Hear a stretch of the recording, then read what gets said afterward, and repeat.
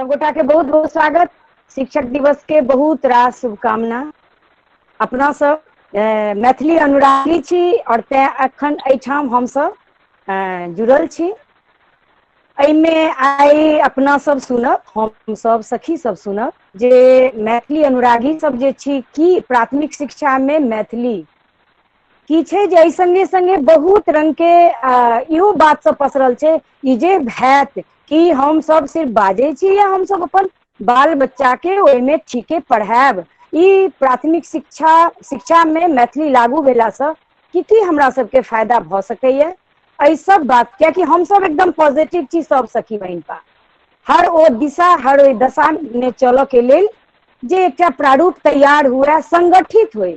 हम सब जतसँ जते गोटा छी अपन अपन हिसाब से काज करब, हम जगह पर अपन बात पहुंचायब। एहि के लेल जमा छी। स्वागत करबैन दिलीप झा जी के। मैथिली अनुरागी एकटा शब्द कहब। बहुत धन्यवाद। संगे रोहित भाई बहुत बहुत स्वागत। मनीष भाई बहुत बहुत स्वागत। डॉक्टर अखिलेश झा जी बहुत बहुत स्वागत। अरुणाभ भाई धन्यवाद। बहुत बहुत स्वागत। ओकर बाद जुड़ि गेल छथि सुरेश झा जी बेंगलोर से। शिक्षा के लेल कंसल्टेंसी चलबै छथि और हुनका स्पेशल आजुक ई सेशन के लेल आग्रह केने छियनि वो हमर सबके बात सुनौत और अपन ओहि शिक्षा में मैथिली के कतऽ की स्थान दिया सकै छथि ओहि सब पर विचार विमर्श करता, देता, सुनता। ओकर बाद एक मिनट हम देखै छियनि हमर सबके अतिथिगण में किनको नाम लेनाइ तऽ नहीं छूटि रहलै। बाकी सब सखी के स्वागत। और दिलीप झा जी शुरुआत हो अहाँ से। अहाँ अपन विचार पाठशाला में मैथिली के लेल बहुत दिन के योगदान है की है केना है, एहि पर में एकटा हमर सखी सब सहित हमरा सबके बीच अपन विचार साझा करी। धन्यवाद दिलीप जी, स्वागत। सबगोटा के नमस्कार। आई एहि प्लेटफॉर्म पर सखी बहन बा प्लेटफॉर्म पर हमरा उपस्थित भऽ कऽ आवाज सुना रहा अपने लोगन के? आवाज सुना रहा क्लियर है? जी जी जी हाँ सुना रहे। सखी बहन का के प्लेटफॉर्म पर उपस्थित भऽ कऽ हम बहुत प्रसन्नता के अनुभव कर रहल छी। आ सबगोटा के नमस्कार। खासकर में प्लेटफॉर्म में जे जुड़ले थे सखी सब और अरुणाभ जी, मनीष जी, रोहित जी, ब्रजेश जी, इनका सबके ब्रजेश जी से खैर परिचय नहीं है, मुदा ये सब हमारे सब परिचित लोग छथि, मैथिली के काज करे वाला लोग सब छथि। सबगोटा के स्वागत अभिनंदन करैत। देखियो पाठशाला में मैथिली या प्राथमिक शिक्षा में मैथिली एकटा एहन विषय छै जे भाषा के मैथिली भाषा के जो अहाँ जे स्थिति में चल रहा है तई में ओकरा बचेबाक लेल प्राथमिक पाठशाला में मैथिली के होय बहुत अनिवार्य छै। ओकरा बिना लिखित रूप में हम भाषा के नहीं बचा सकै छी। स्थिति बहुत की कहब चाहे भयावह में पहुंच गेल छै जे हमर जे पीढ़ी दर पीढ़ी लिखित रूप में ओकरा लिखऽ नहीं आबै छै। मैथिली बोली के स्वरूप अहाँ के बजे के स्वरूप अहाँ के कायम अछि, मुदा वो बहुत दिन धरि कायम नहीं रहत। एहि दुआरे कि जहन विद्यालय के स्तर पर में भाषा रहि नहीं गेलै, बहुत दिन से लोग ओकरा पढ़ि रहल है। एकटा विषय के रूप में जे छलै 9वां 10वां वर्ग में अनिवार्य सने सने ओकरो हटा देल गेलै। आई जे छै से बिहार में सरकार के द्वारा मिथिला क्षेत्र में जे छै से 9वां 10वां वर्ग में से ऐच्छिक विषय भऽ गेलै। कॉलेज में पढ़ायल जाइ छै, विश्वविद्यालय में पढ़ायल जाइ छै। डॉक्टर अखिलेश जी आयल छथिन, हुनको हम नमस्कार करै छी। तऽ एहि प्रकार से हम देख रहल छियै जे भाषा अपना जे हमर जे बच्चा सब अछि से ओ बिल्कुल ओकरा लिखै के कोनो एहि प्रकार के कोनो प्रकार के ओकरा अवगति नहीं उत्पन्न होइ छै। ओकरा हेतै केना? और एखन देखैत हेबै कि साहित्य के स्तर पर में सेहो भाषा का बहुत ह्रास भऽ रहल छै। जखन लोग साहित्य में आबै छै तऽ ओहू पर में बहुत रास टीका टिप्पणी होइ छै कि भाषा जे छै से ओ में हिंदी शब्द बहुत रास प्रयोग होबऽ लगै छै, ओहि में आबऽ लगै छै। तऽ ओ हेतै जखन हिंदी माध्यम से पढ़ि कऽ या अंग्रेजी माध्यम से पढ़ि कऽ केओ फेर साहित्य में अबै छै तऽ ओकरा संगे ई समस्या उत्पन्न होइ छै, आ ई सब स्वाभाविक समस्या छै।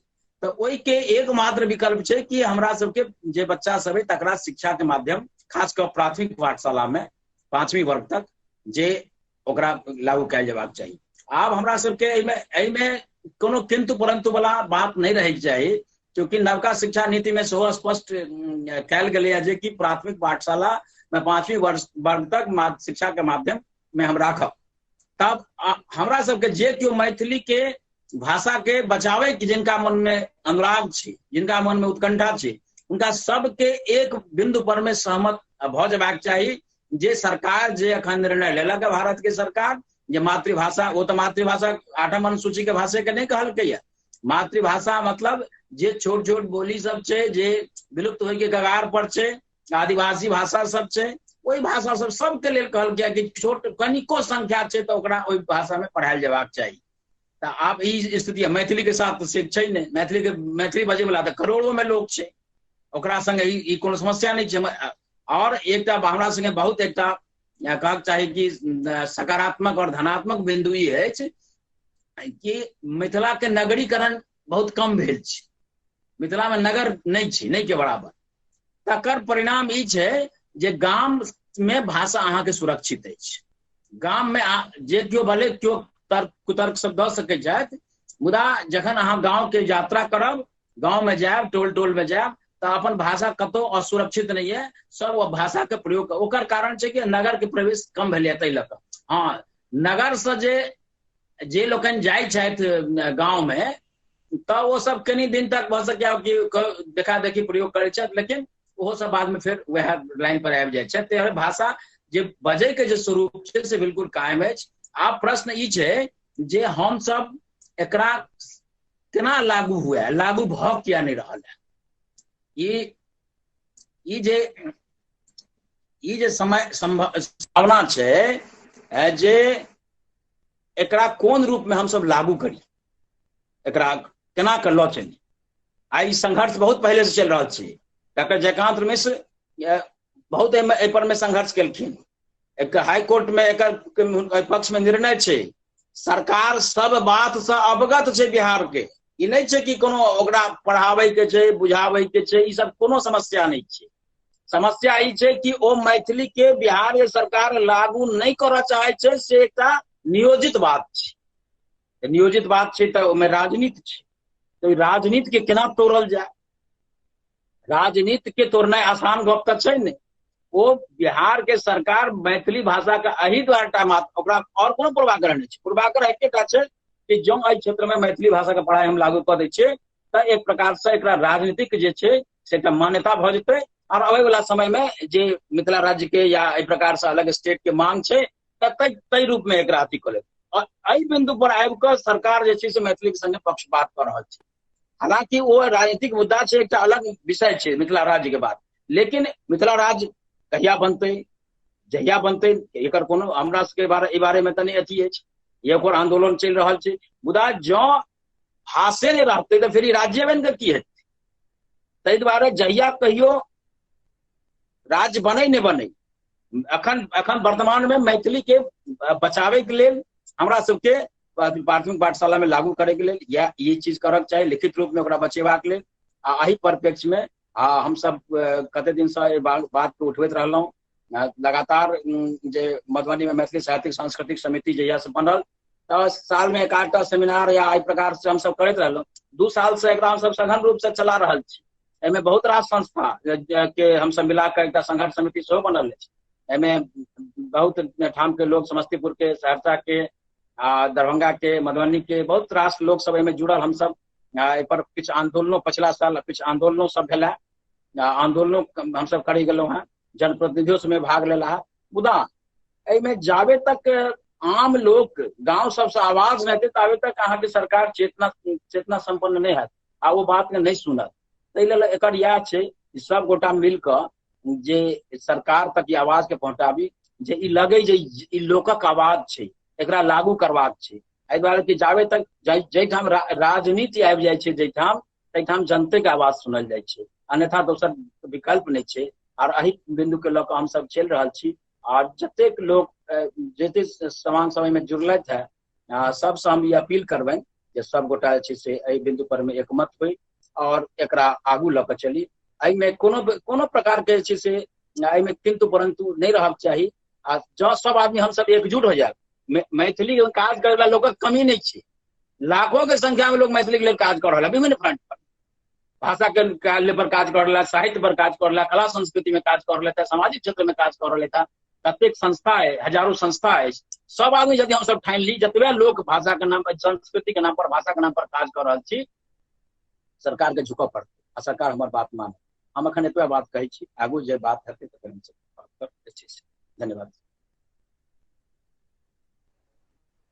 हाँ हाँ, बहुत बहुत स्वागत दिलीप जी। बहुत स्पष्ट रूपे अहाँ अपन विचार ओहिमे और बाकी सब अपन अपन विचार देता। हमरा व्यक्तिगत अनुभव है, जेना अहाँ कहलहुँ गाँव में मैथिली अखनो भऽ सकैया हमर अनुभव एहिसँ इतर झाजी। आब गामों में मैथिली नहीं जीवैया झाजी। आब चौक पर चौराहा में दरभंगा, मधुबनी, समस्तीपुर दू ठाम के तो अखन कहब फिलहाल 2-3 साल से वर्षों वर्ष ई मैथिली जे छै से भीतर में जे जीवैया और जे काज कर रहल छी, ओ जे अनुभव है। संस्था बहुत छै, संस्था भेने नहीं है, करऽ के लेल अहाँ के टोली बनबैये पड़त, गाँव गाँव जाय पड़त टीम बना कऽ। और लोग जाबत तक जनगणना में हमर सबके मैथिली नहीं आयत, लोक ओकर महत्व नहीं बुझता, ता तक हम सब अहिना कागज पर 1 करोड़ 1.25 करोड़ बन कर रह जाए। अपन अनुभव के आधार पर आवाज हमर जा रहा है ना, बाकी सब लोग सुन रहा के नेटवर्क शायद यह प्रॉब्लम है कि झाजी? हाँ, आबि रहल आवाज आबि रहल। अच्छा अच्छा। और अब हम अपना सब हमरा सब संगे राजन भाई सेहो जुड़ल छथि, बहुत काज कर रहल छथि मैथिली के लेल। बहुत बहुत स्वागत है राजन जी, राजन भाई। ओकर बाद मुकेश आनंद जी जुड़ गेल छथि, पेशा से वकील छथि। हम कहलहुँ ना, सखी बहिनपा और मैथिली के लेल जे सब शुभचिंतक छथि संग छथि, संग रहता। डॉक्टर अखिलेश झा जी, आवाज जा रहा है हमर? यदि तो आग्रह करब मैथिली के लेल। हम तो घर में देखैत आबि रहल छी, अहाँ संगे रहैत रहैत हम चाहबै जे अहाँ अपन 2 शब्द राखियो विचार एहि पर। नमस्कार सखी बहिनपा के बहुत बहुत धन्यवाद। हम दिलीप जी के सेहो नमस्कार करै छियनि। दिलीप जी के बात से पूर्ण सहमत छी। एहि में कतौ से कोनो विवाद नहीं छै जे मैथिली के यदि जिंदा देखनाइ अछि तऽ आब ओकरा शिक्षा में आनल जाए। आ शिक्षा में आने में सबसे महत्वपूर्ण प्राथमिक शिक्षा में आनल जाए। दुनिया के जते पैघ भाषाविद छथि सब ई स्वीकार केने छथि जे बच्चा के कोनो चीज ग्रहण करे के क्षमता अपन मातृभाषा में आर कोनो भाषा से विशेष होइ छै। चौमस्की जी जे कि एखन भाषाविद में बहुत ऊपर छथि, ओ तो सीधा माने छथिन जे कोनो भाषा कहाँ ओतऽ के समाज से दूर के, एकर मतलब छै ओकरा अहाँ तोड़े दुआरे चाहे छी, ओकर इतिहास ओकर संस्कृति सबके विनाश चाहे छिए, तैं ओ भाषा के अहाँ शिक्षा में या प्राथमिक शिक्षा में नहीं दै छिए। मैथिली सदैव षड्यंत्र के शिकार रहल। ओकर एकटा कारण इहो छै जे मैथिल मूलतः शांति प्रिय भावना से ग्रसित आ एक नहीं तो एहन भाषा के कतौ ई स्थिति होय, करोड़ों बजनिहार के कतौ ई स्थिति होय। एहि दुआरे शिक्षा में अहाँ के चाहिए जे जाधरि शिक्षा में नहीं आयत ताधरि ई हीन भावना नहीं जायत। हीन भावना रहने से मैथिली बजनिहार के संख्या दिनों दिन कम भेल जाए। मैथिली सब नहीं भेटता, वो दूटा चुन के कहियो कहियो भेटता जे बाद में हुनकर चीज सब म्यूजियम में राखल जेते, लेकिन जीवित साहित्य नहीं भेटत। कोनो भाषा जीवित अछि तऽ प्रयोग से जियत अछि। मैथिली के यदि शिक्षा में मैथिली नहीं आयत तो एकर प्रयोग नहीं होय, प्रयोग नहीं होय तो से भाषा मरत। हम अहाँ एकरा मरऽ नहीं देबै। हमरा अहाँ लग सब किछ अछि, भाषी छै, साहित्य अछि, इच्छा छै, अभियानी छै, आ आब तऽ मातृशक्ति आबि गेलै। आब तऽ हमरा पूर्ण विश्वास अछि जे मैथिली के दिन फिर गेलै। मैथिली शिक्षा में आओ, प्रयोग बढ़ते, लोग के आत्मविश्वास बढ़ते, मानक मैथिली पर विशेष काज हैत, काम काज के हिस्सा बनते, सरकार राजनीतिक अधिकार स्वतः भेटते, जातीय एकता हेते। क्या इस धर्म के मिथिला के मैथिली बचे, चाहे वो तत्क्षण राजनीतिक लाभ के लिए जे बड़का बड़का बात होते रहे, लेकिन जखन शिक्षा में आओ सब एक हो, सब एक दोसर पर विश्वास करता। आ मैथिली शिक्षा में एना के सिवा कोनो विकल्प नहीं। हमर अहाँ के कर्तव्य जे जे ढंग से लग सकी हम सब मैथिली पर लागी, एकरा है अपन प्रतिनिधि पर दबाए। हम एक वीडियो देखते रहिए, पूरा नहीं देखलो, बीच में यहू में ऑडियो हमर खराब भ गेल रहे तो नहीं देखलो। ओइमे कोनो मंत्री जी कहे छे जे मातृभाषा में मैथिली नहीं है, ओ तो एहिमे कोनो चिंता करे के बात नहीं। मंत्री जी तंत्री जी यदि ई कहते जे मातृभाषा में आयत तो हमरा चिंता होते, तहन एते दिन से ई गति किया रहे। हिनका सबके नजर अंदाज करू, हिनका सबके अपन मुट्ठी में लिया। ई सब बिन पेंदी के लोटा छे, लग नाचता। हम सब लग ताकत हो सबके नचेबे।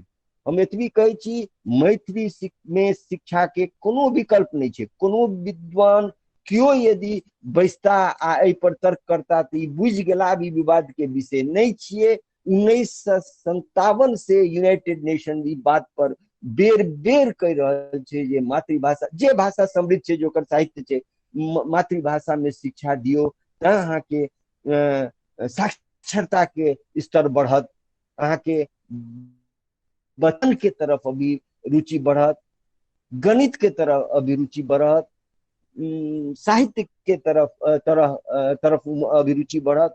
तय हेतु लेकिन सब देश बात, लेकिन मैथिली के लेल स्वीकार करता, डंका बजेता, लेकिन जमीन पर नहीं क्यों काज करता। किया तो बुझे छे जे आर क्यों कहत गर्दन पकड़ लेत। अब मैथिल के जे मन में नहीं हो, सरकार सब हमरा सब के बुझे नहीं, मैथिल गर्दन पकड़त। आब अहाँ हमरा ई तो शुरू भेले, हमरा अहाँ शिक्षा में दियो, हमरा में की क्षमता छे से अहाँ सब देखबे ना। सब दिन हम सब की कहे छे बाहर से देखे वाला नहीं बनबे, हम सब भीतरो मैदानों में आबि के बात बोले। हमरा सब ये आपस में जे झगड़ा लगात लोग सब, ओकरो से आप हम सब सचेत रही। सब भाषा एकता के मूल मंत्र है, भाषा राजनीतिक शक्ति के मूल मंत्र है, भाषा मूल मंत्र है। मैथिली मिथिला के विकास करात, नहीं तो एत से गरीबी बाढ़ आदि सबके संबंध छे भाषा से। हमर भाषा रहत, कामकाज के भाषा रहत, हमर मीडिया में रहत, हमर शिक्षा रहत, हम अपन चीज के लेल आवाज उठाब। एखन अहाँ बाढ़े लेल करै छी, 70 वर्ष से बाढ़ चिचियै छी हम सब, हिंदी में, अंग्रेजी में, कखनो इम्हर नेपाली में, हाँ, लेकिन क्यों नहीं सुनत। अपन भाषा के महत्व रहत तो सदन में अहाँ के भाषा एखन जे बाजियो देता कि सदन में, तो बुझू जे बड़का एहसान कऽ दै छै अहाँ पर। नहीं, स्वाभाविक रूप से जहन मैथिली आबऽ लगते, सिनेमा में जहन स्वाभाविक रूप से आबऽ लगते, तो ओकर बाद मैथिली के डंका बजते। हम एतबी कहै छी जे शिक्षा में मैथिली हमर सबके एखन एकमात्र लक्ष्य हेबाक चाही, खास करके प्राथमिक शिक्षा में मैथिली। धन्यवाद। बहुत बहुत धन्यवाद डॉक्टर साहब। आशा नहीं पूरा विश्वास है जहाँ के वक्तव्य से हमरा सब में एक काज करऽ के नया ऊर्जा प्रवाहित भेले। धन्यवाद।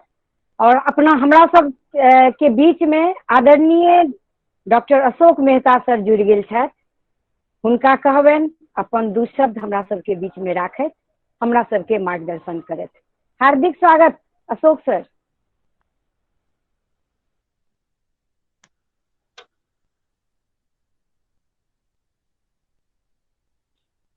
हाँ हेलो। जी सर आबि रहल अछि आवाज।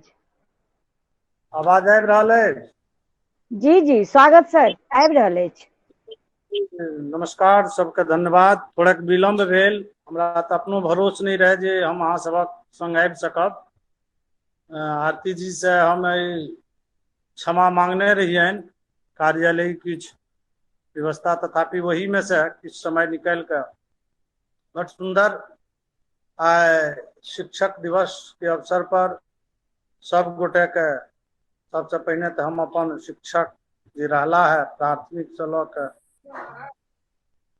उच्च माध्यमिक धरि हुनका नाम निवेदित करै छी। और प्रत्येक व्यक्ति शिक्षक होइए, संतान होय, अहाँ के माता पिता होय, सब शिक्षक होइए जखन हुनका से किछुओ ज्ञान हम सब लै छी। आइ काल्हि के तऽ धिये पुता शिक्षक अछि ई कंप्यूटर और मोबाइल के युग में।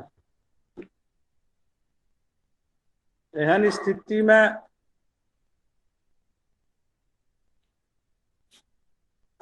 विशिष्ट दिवस के अवसर पर हम सब पाठशाला में मैथिली हुए, पढ़ौनी के माध्यम मैथिली हुए पर विमर्श कर रहल छी। हम पुनः क्षमा चाहे छी जे 20 मिनट विलम्ब के बाद अहाँ सब सोझा एलहुँ। वस्तुतः ई खगता तऽ अदौ से रहलै, खास करके जखन शिक्षा के प्रचार प्रसार भेल, चाहे वो अंग्रेज के जमाना हो कि अखन हो, और हमरा सबक जड़ काटि देल गेल छल आरंभे में। मुदा तैसे कि बहुत एहन गाछ होइ छै, हम कहने रही जे मैथिल दूबि होइए, कहली है रौद बस में ओ सूखि जाए, मुदा हल्लुको बुन्न जखन ऊपर पड़ते आ माटि के स्पर्श हेतै तो पनुप जेबे करते, हरियरी हेबे करते। तो से एकटा अवसर आयल अछि पुनः। समय समय पर एहि सब पर विभिन्न स्तर से आवाज उठैत रहल अछि, बात होइत रहल अछि। पूर्व के वक्ता कहबे केलनि जे राजनेता पर भरोस नहीं करी। ठीके, सबसे बेसी झूठा के उदाहरण राजनीति में काज केनिहारे होइ छै। वो व्यवस्था अपन कहता अवश्य, मुदा सत्ता सापेक्ष भाषा साहित्य रहलै सेहो स्वीकार करय पड़त। जते पाछू जेबै, जहिया जेहन शासक भेला, जकर सत्ता रहलै ओहि शासकक अनुरूप, ओहि शासनक अनुरूप भाषा और साहित्य विकसित भेलै।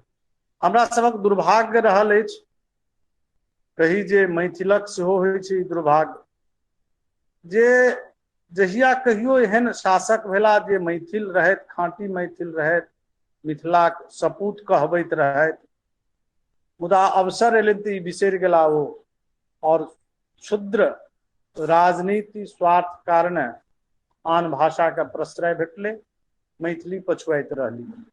हाल ही में परसू तरसू कैबिनेट भारत सरकार के निर्णय लेलक जे जम्मू और कश्मीर, जे जम्मू और दूटा जे छै केंद्र शासित प्रदेश भेल, ततऽ जे छै 5टा स्थानीय भाषा के राजभाषा, द्वितीय राजभाषा के दर्जा देल जेतै। जो हमरा सबके बिहार सरकार चाहे और मैथिली के द्वितीय राजभाषा के स्थान दऽ दिए, आनो जते देबाक होइ छै कोनो हर्ज नहीं है, मुदा मैथिली अवश्य ओहिमे सम्मिलित होइत तऽ बहुत रास समस्या के समाधान स्वतः भऽ जायत। आइ कोनो स्तर पर ई मामला अबैत रहै छै जे एना ओना फल्लाँ चिल्लाँ, तऽ जेना संवैधानिक मान्यता भेटला पर बहुत रास जे हमरा सबक बन्हन छलै, बांध छलै, से खुजैत गेल, तऽ से भऽ सकैया। आ तही के अगिला डेग भऽ जेतै जे स्कूल प्राथमिक विद्यालय के जे पढ़ौनी हैत से मैथिली माध्यम से हैत। और मैथिली ई कहबाक प्रयोजन नहि छै जे की लाभ भेटत। लाभ तऽ वएह भेटत जे आन देश में देखियौ जे जतय के जे भाषा छै वही ठाम के भाषा में पढ़ाई होइ छै। अपनो देश में बंगाल चल जाओ, उड़ीसा चल जाओ, दक्षिण भारत चल जाओ, पूर्वोत्तर भारत जाओ, ओहि ठाम के भाषा से स्कूली शिक्षा देल जाइ छै। तऽ ओहि क्षेत्र के एखनो लोग कहैया बच्चा चनसगर होइ छै। एहन बात नहीं छै जे मिथिला के लोग चनसगर नहीं है। तऽ धरतीये ततेक उर्वर छै, जे धरती सीता देली ओहि धरती पर जन्म लेनिहार, ओहि धरती पर पालित पोषित भेनिहार व्यक्ति के एकटा अभय वरदान छै धरती के, प्रकृति के। तैं वो कोनो भाषा पढ़ि कऽ आगू बढ़ि सकै, बढ़ि रहल है। मुदा हमसब कल्पना करी जखन अपन भाषा में हमर बच्चा पढ़त लिखत तखन कते हैत, कतेक उर्वर हैत ओकर मतलब से बौद्धिक क्षमता, ओकर विकास आर कतेक हेतै। सबठाम शिक्षा शास्त्री के विचार होय, दार्शनिक जे विचार दै, सामाजिक कार्यकर्ता विचार दै, हम सब सुनैत रहलहुं हैं। जखन चुनाव अबै छै, एखनो चुनाव आबि गेल है, लगभग जे छै ई एकटा कहत जे हमर मैनिफेस्टो है, मुदा जखने चुनाव समाप्त भऽ जाइ छै सब मैनिफेस्टो बिसरि जाइए। तऽ तें ई अवसर आयल अछि जे हमसब सचेष्ट रही, सचेष्ट एहि मामला में रही जे क्यों राजनेता आबैत, जे कोनो पार्टी के हुए, हुनका से निवेदन हमसब करी, अहाँ मंत्री होय, संतरी होय, मुख्यमंत्री भऽ जाओ, शुभकामना। मिथिले के सबटा मंत्री होय सेहो शुभकामना। मुदा ई प्रयास जरूर हुए आबऽ वाला समय में अवश्य जे मैथिली के द्वितीय राजभाषा के दर्जा हो। और हिनका सबके बहुत किछु नहीं करबाक छै। भारत सरकार द्वारा जे नव शिक्षा नीति प्रस्तावित भेल है और मातृभाषा के मतलब से ओकरा कहियो जे बंटवारा छै, तै में सोच के तऽ 8म वर्ग दे के लेल कहि रहल छै जे अहाँ जे क्षेत्रक मातृभाषा छै ओहि क्षेत्र से हुए। तऽ से टा आधार छनि हिनका, अलग से किछु नहीं करऽ पड़तनि बिहार सरकार के। ओहि आधार पर हमसब जे केओ कार्यालय गतिविधि से जुड़ल छी सबके ई अनुभव हैत जे कोनो काज करऽ में जे कोनो बाधा अशोकर्ज होइ छै तऽ तहन हमसब ताकै छी समाधान जे यौ एहि तरह के काज आन ठाम कतौ भेलैया। तऽ से बिहार सरकार के स्तर पर कि कतौ बाधा नहीं हेतै।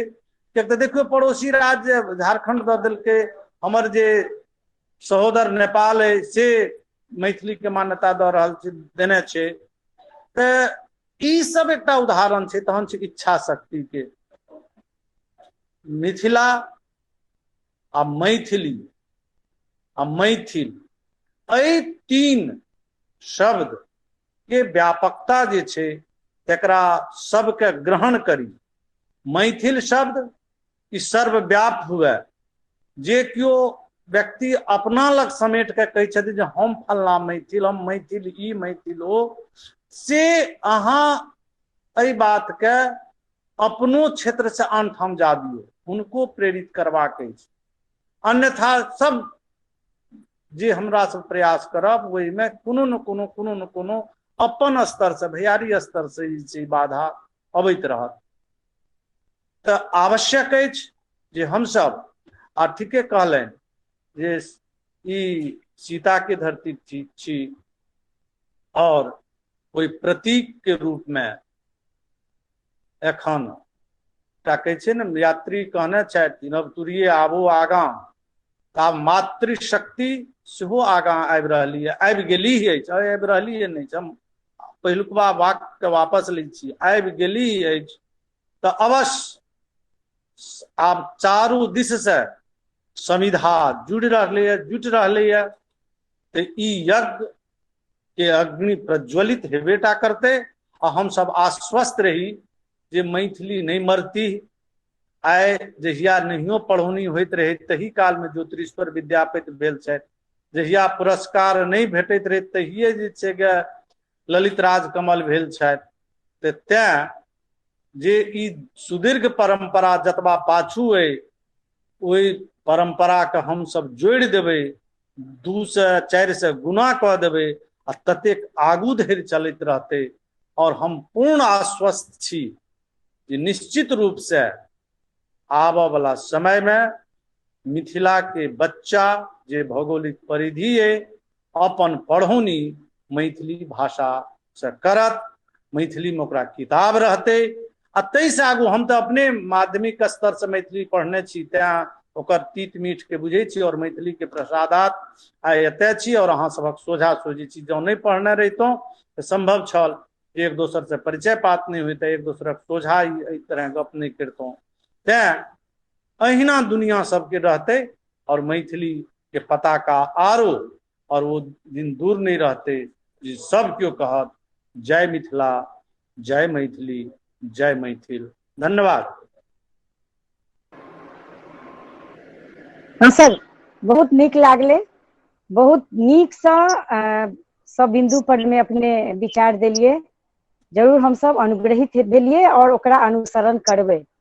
हाँ, ओकर बाद जी एक खाली क्षमा चाह लेब। हम कहलूँ जे कार्यालय व्यस्तता से किछ समय निकाललहुँ, हमरा लग बहुत दबाव है। हमर माननीय कुलपति नव कुलपति आए योगदान कर रहा है, तैं सब गोटे से क्षमा मांगैत जे नीक लगते आनो विचार सुनतों तऽ ओ कार्यालय व्यवस्था के कारणे हम अहाँ सबक सोझा से विदा लै छी, तैं विदा मांगै छी क्षमा के संगे। वो रिकॉर्डेड रहते सर, अपने के हम सबक विचार ओनहुओ मनीष बउआ भाई के आई जिम्मेवारी छन जे सब पूरा जे हमर सबके आई भ रहल है विचार विमर्श, ओकर एकटा रिपोर्ट तैयार करता सबक विचार बिंदु के चल गेला की नहीं छी छी छी। हाँ, एकटा एहिमे जिज्ञासा एकदम अपन बात एक लाइन के कहऽ चाहै छी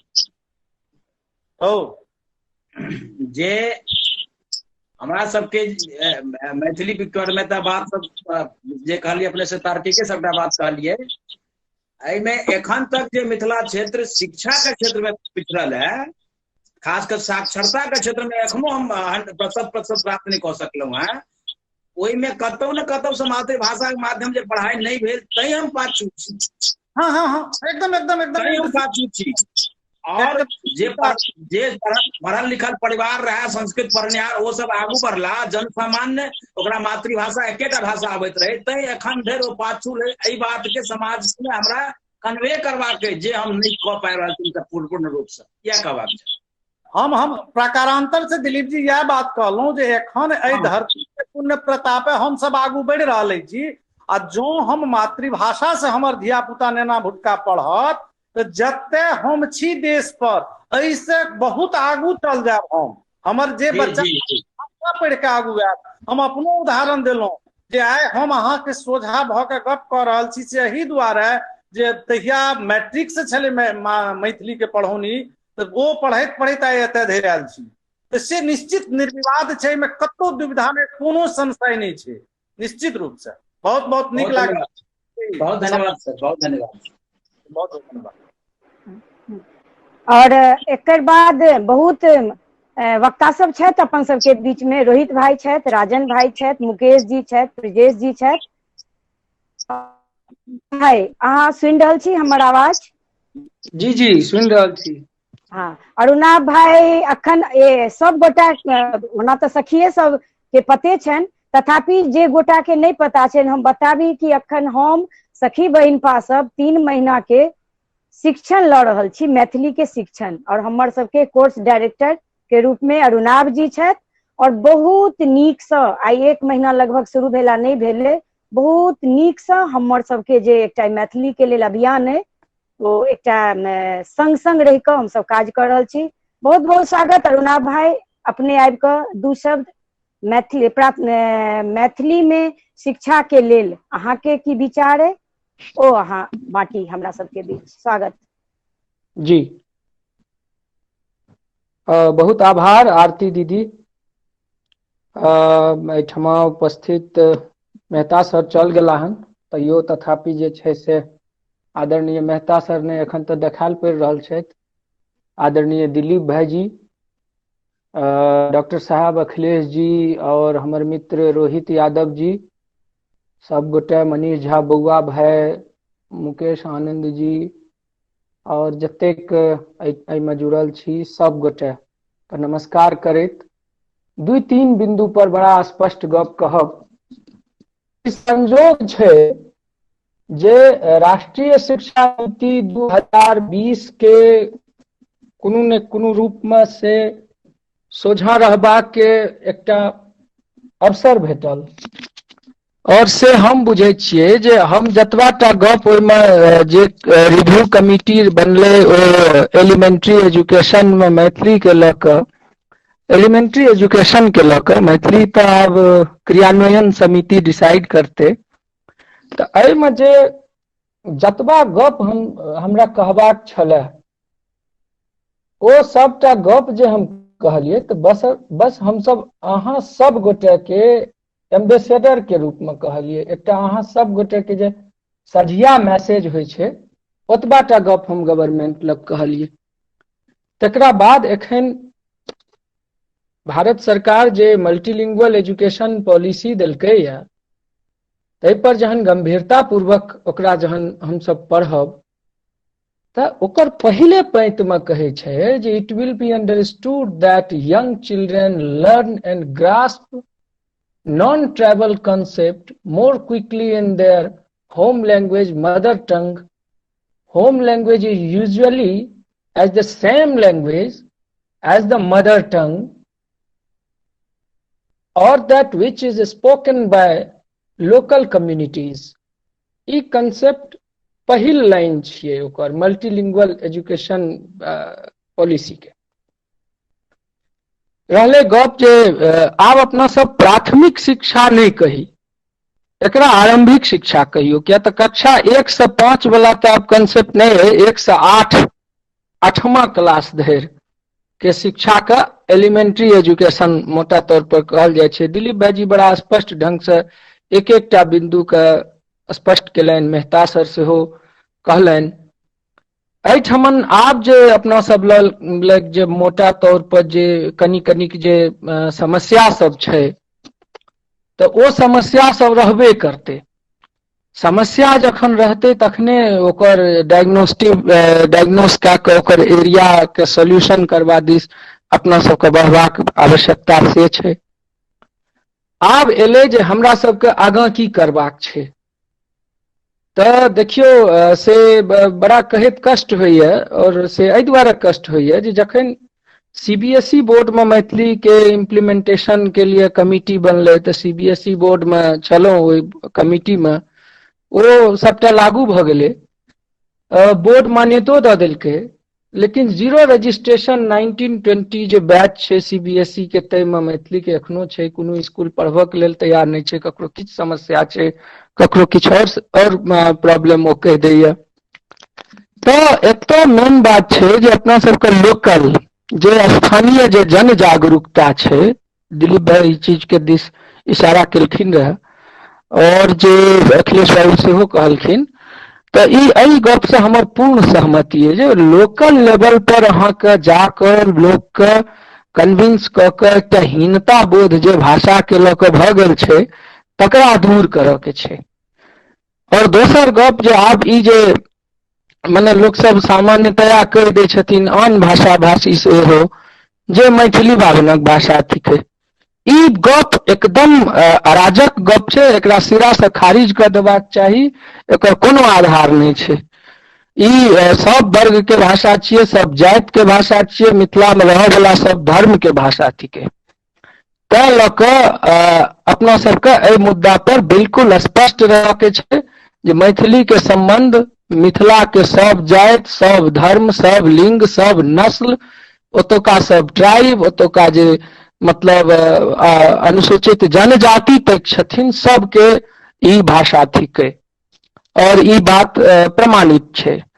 जखन एके संग अपना सबके गोष्ठी में सब तरह के लोग छथिन, सब छथिन, हमर रोहित भाई छथिन, तखन मानि लिअ अशोक सर छथिन तखन तऽ ई आरोप एकदम निराधार छै और ई षड्यंत्रकारी एकटा आरोप छै जे भाषाके कमजोर कर देबाक एगो आरोप छै। हमरा सबके देखियौ सरकार सब दिन रहत, सरकार तऽ सब दिना संगे रहत। ई सबटा गप मातृभाषामे शिक्षाके जे छै से इम्प्लीमेंटेशन करऽ के लेल जे नीतिगत गप छै ई 1986 में कहल गेलै। ताहिसँ पहिने 3 लैंग्वेज फार्मूला में 1964 में कहल गेलै। 3 लैंग्वेज फार्मूला के जे मने नीति रहे, कोठारी कमीशन रहे 1964 के, तकर जे इम्प्लीमेंटेशन भेलै ओहिमे 3 लैंग्वेज फार्मूला बनायल गेलै। तखने से 3टा भाषा हुए शिक्षा में। आब ओतऽ से बढ़ैत बढ़ैत धीरे धीरे 86 तक अबैत अबैत सबटा गप क्लियर भेलै। अमेंडमेंट जहन एकर 92 में होइ छै राष्ट्रीय शिक्षा नीति 86 के, तखन ओ सबटा गप स्पष्ट करैत कहल गेलै जे नहि मने शिक्षा जे हेतै मदर टंग बेस होना चाही। आब रहलै जे मदर टंग के कंसेप्ट की। हमर एकटा माननाइ छै जे गप हम MHRD में सेहो कहने रहियै और अहाँ सबके सेहो कहै छी। ई कहैत हमरा मतलब कोनो दिक्कत नहीं भऽ रहल है जे हमरा कहबो केलनि किछु अधिकारी लोकनि जे अहाँ जे छै से लैंग्वेज पॉलिसी पर डिस्कस करियो, अहाँ जे छै से पर्टिकुलर लैंग्वेज के नाम किया लै छियै। तऽ हम कहलिए सर हमर एकमात्र कहब ई अछि जे हमरा अहाँ हम बहुत छोट गप कहि रहल छी जे हम नहीं चाहि रहल छी जे अहाँ हमरा हिंदी एतेक अधिकार दिअ और हमरा ओते चाहबो नहीं करी। अहाँ हिंदी के हिंदी रह दियौ। हमरा अहाँ अधिकार दिया जतबा उड़िया के अधिकार छै, जतबा नेपाली के अधिकार छै, जतबा बंगला के अधिकार छै, जतबा तमिल के छै, जतबा तेलुगु, कन्नड़, मलयालम, असमिया यानी 22टा कॉन्स्टिट्यूशनल लैंग्वेज के जते राइट छै ओतबा राइट अहाँ मिनिमम से सब लैंग्वेज के इक्वल अपॉर्चुनिटी के संगे ओ हमरा दिया। एहि गप पर से आब एकटा जे दिक्कत जे चिंता जे दिलीप भाई जी के छनि ओ बिल्कुल स्वाभाविक छै। ओ चिंता के संगे हम सब सेहो गपशप करैत रहलहुं हन लगातार। जखन से शिक्षा नीति बने के प्रक्रिया शुरू भेल रहे तखन से, और दिलीप भाई जी से तो बहुत पुरान एकटा आत्मीय संबंध रहलै और एकटा बहुत नीक कवि छथि, कथाकार छथि और उपन्यास लिखलनि दूधा पागा बड़ा सुंदर सबटा गप। आब अभियान में एखन लागल छथि तऽ हिनकर सबके देखियो काज तऽ जमीने पर हेतै। नीतिगत ढंग से जखन जे गप एतै तऽ ओहिमे जहाँ तक अहाँ सबके जे कंसेप्ट रहतै ओ कंसेप्ट के एतऽ हम अपन संस्था में राखब में समस्या नहीं हैत, ओ हम बहुत स्पष्टता पूर्वक राखब। लेकिन सब गोटे के बुझल छै जे शिक्षा जे छै से राज्य के संवर्ती सूची में आबै छै। ओहिमे एकेटा समस्या छै जे राज्य सरकार केना डिफाइन करैया होम लैंग्वेज के, मदर टंग के आ लोकल लैंग्वेज के, रीजनल लैंग्वेज के। आब ई राज्य सरकार जो डिसाइड करते जे नहीं मतलब home language, mother tongue, regional language, local language सब एके छियै, सब हिंदीए छियै, तऽ ऐसे तखन असुविधा होइ छै। एना नहीं भऽ सकैया। जो होम लैंग्वेज छै, मदर टंग छै और रीजनल लैंग्वेज आ लोकल लैंग्वेज छै, ई अपना सबके जहन डिसाइड छै जे मैथिली छै तऽ मैथिली में एलिमेंट्री एजुकेशन के लेल मीडियम ऑफ इंस्ट्रक्शन होना चाहिए। मीडियम ऑफ इंस्ट्रक्शन मतलब जे ओकर पढ़ौनी के भाषा, माध्यम भाषा से आरंभिक स्तर पर मैथिली केना हुए, ताहि लेल अपना सबके कनिटा जन जागरूकता सेहो उत्पन्न करऽ पड़तै। किया तऽ पता चललै जे मैथिली मीडियम के स्कूल खुजि गेलै, तैयो बगल में अंग्रेजी मीडियम के दिल्ली पब्लिक स्कूल के ब्रांच खुलल छै, सेंट टेरेसा, सेंट जोसेफ सनक मिशनरी स्कूल छै, DAV छै। एहि सबके तहन लोग अंग्रेजी माध्यम दिस घुरि जेतै।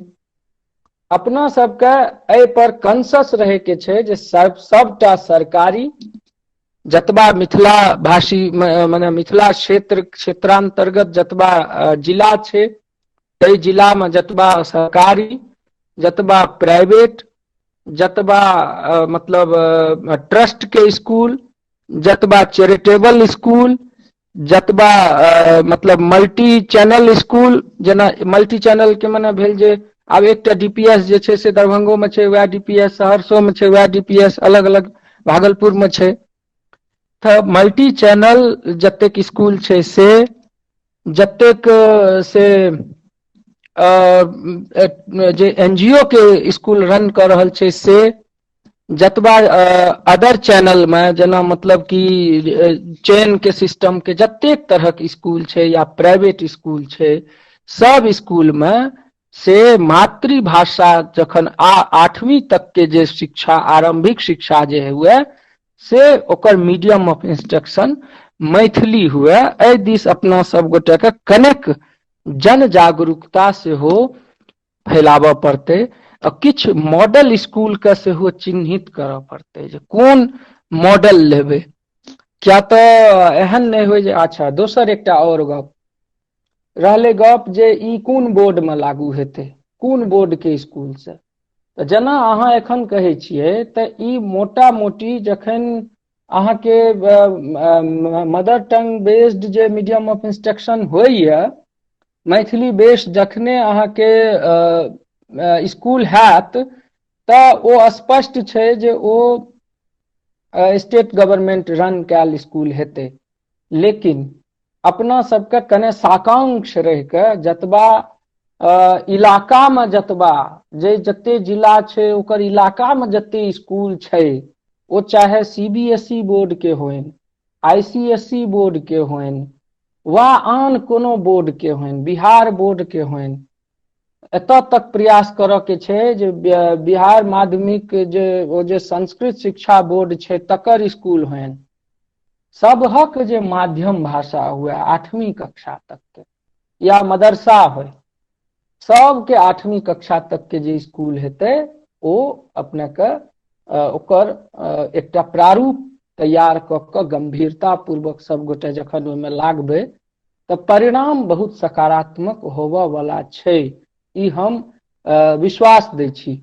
दोसर एकटा चीज के लए कऽ और अपना सबके साकांक्ष रहऽ के छै। एखन बहुत रास एखन नीतिये एलैए, नीति कोनो चीज के अंतिम रूप नहि होइ छै। ई सब गोटे हम अहाँ दिलीप भाईजी अखिलेश बाबू रोहित जी सब ई मोटा मोटी एहि गप से सहमत छी या हेबै जे कोनो नीति जे होइ छै ओ कार्यान्वयन नहि होइ छै।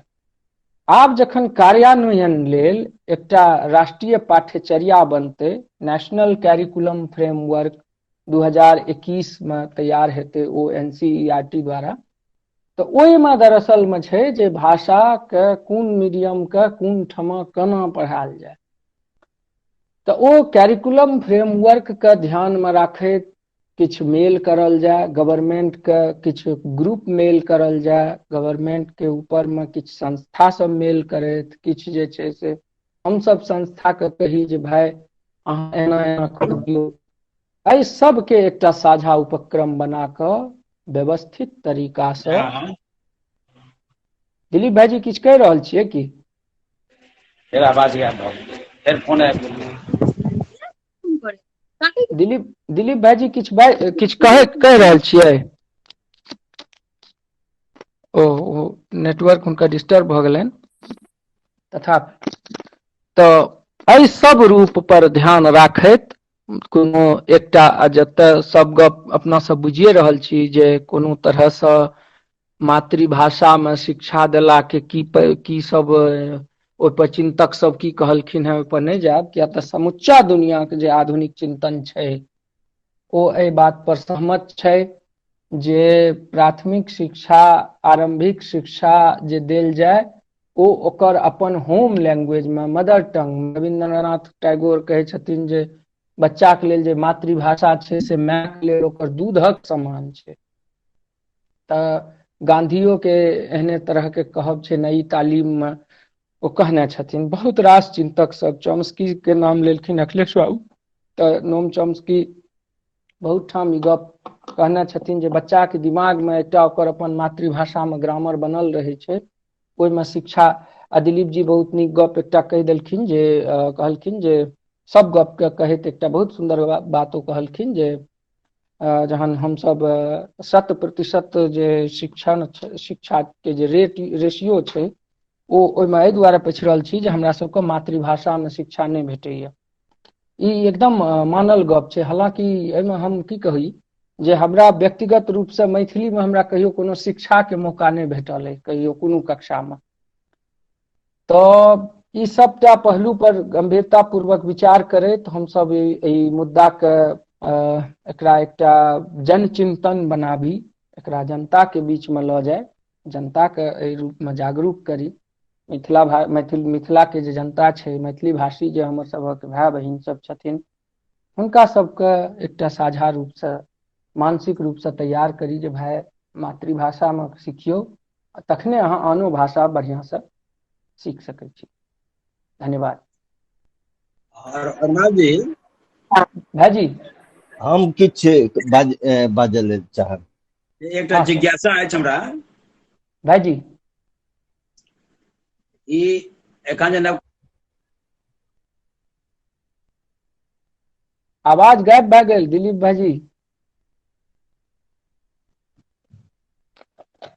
आबैया आवाज?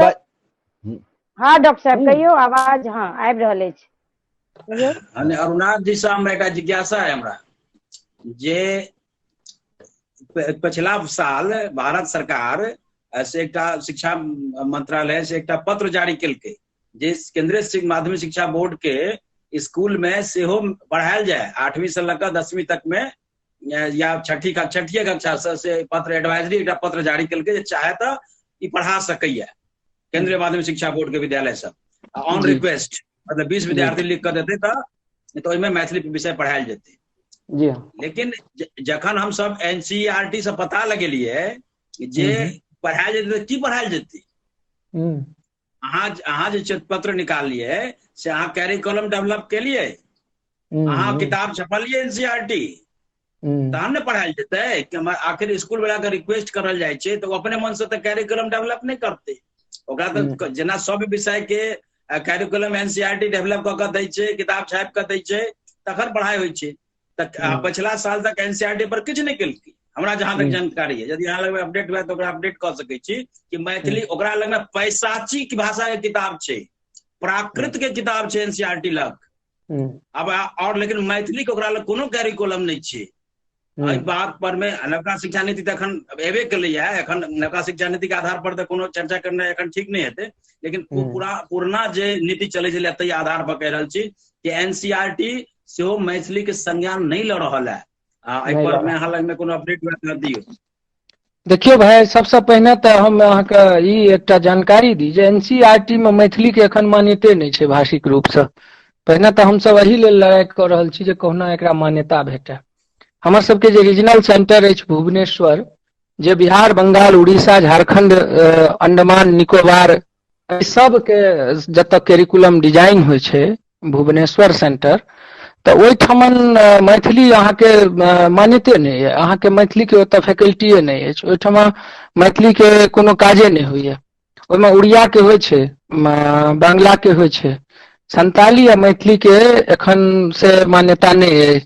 ओकरा लेल हम सब लागल छी और प्रयास चल रहल छै जे ओतऽ कम से कम एकटा रेगुलर एगो अगर मैथिली के लिए केओ पॉलिसी मेकर ओहिठमन भऽ जेथिन तो संभव छै जे जल्दी से इहो कैरिकुलमो डिजाइन हेतै। देखियो कैरिकुलम डिजाइन भेनाइ सबसे महत्वपूर्ण छै, और कैरिकुलम डिजाइन वाला जे अहाँ गप कहलियै बिल्कुल सही कहलियै। कोनो टेक्स्ट बुक नहीं अछि मैथिली में।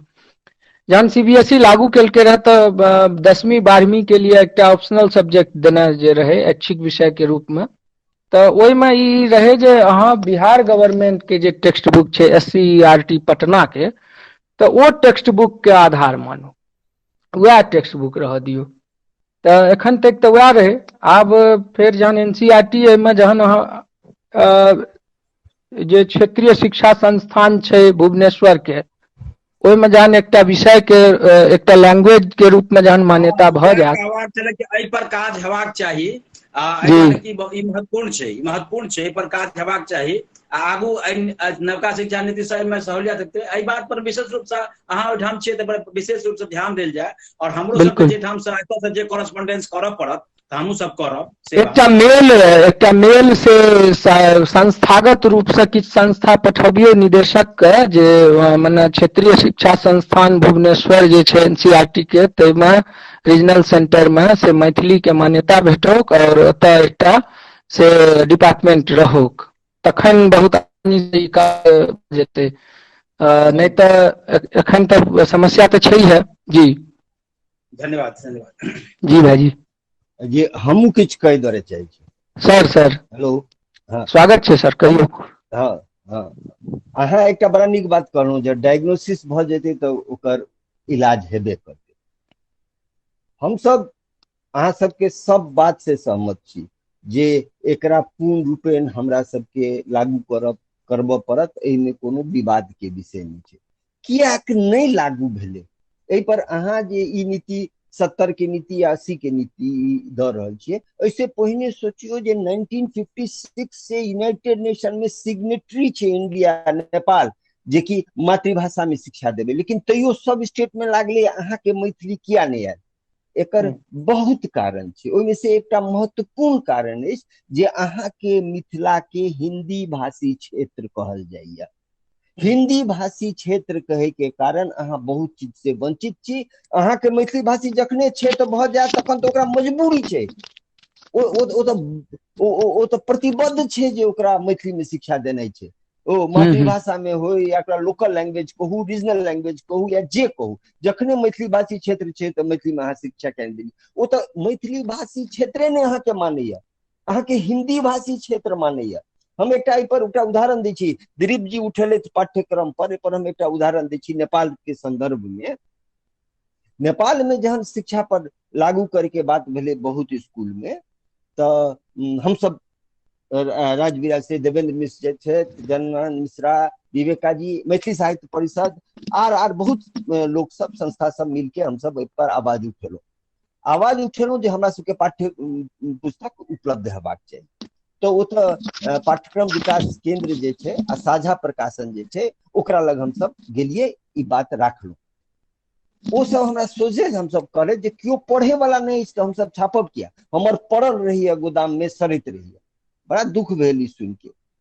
6 महीना हम सब एतऽ अपन जगह पर एक्सरसाइज के लिए, स्कूल सबके तैयार के लिए, जे हमरा सब राजी भेल, बहुत स्टूडेंट राजी भेल, कम से कम 400 से 500 हम सब विद्यार्थी राजी गेलहुँ तऽ फेर पाठ्यक्रम विकास में जे हमरा तऽ एते के हम राजी करवा लेने छी, अहाँ पुस्तक दिअ हमरा सबके।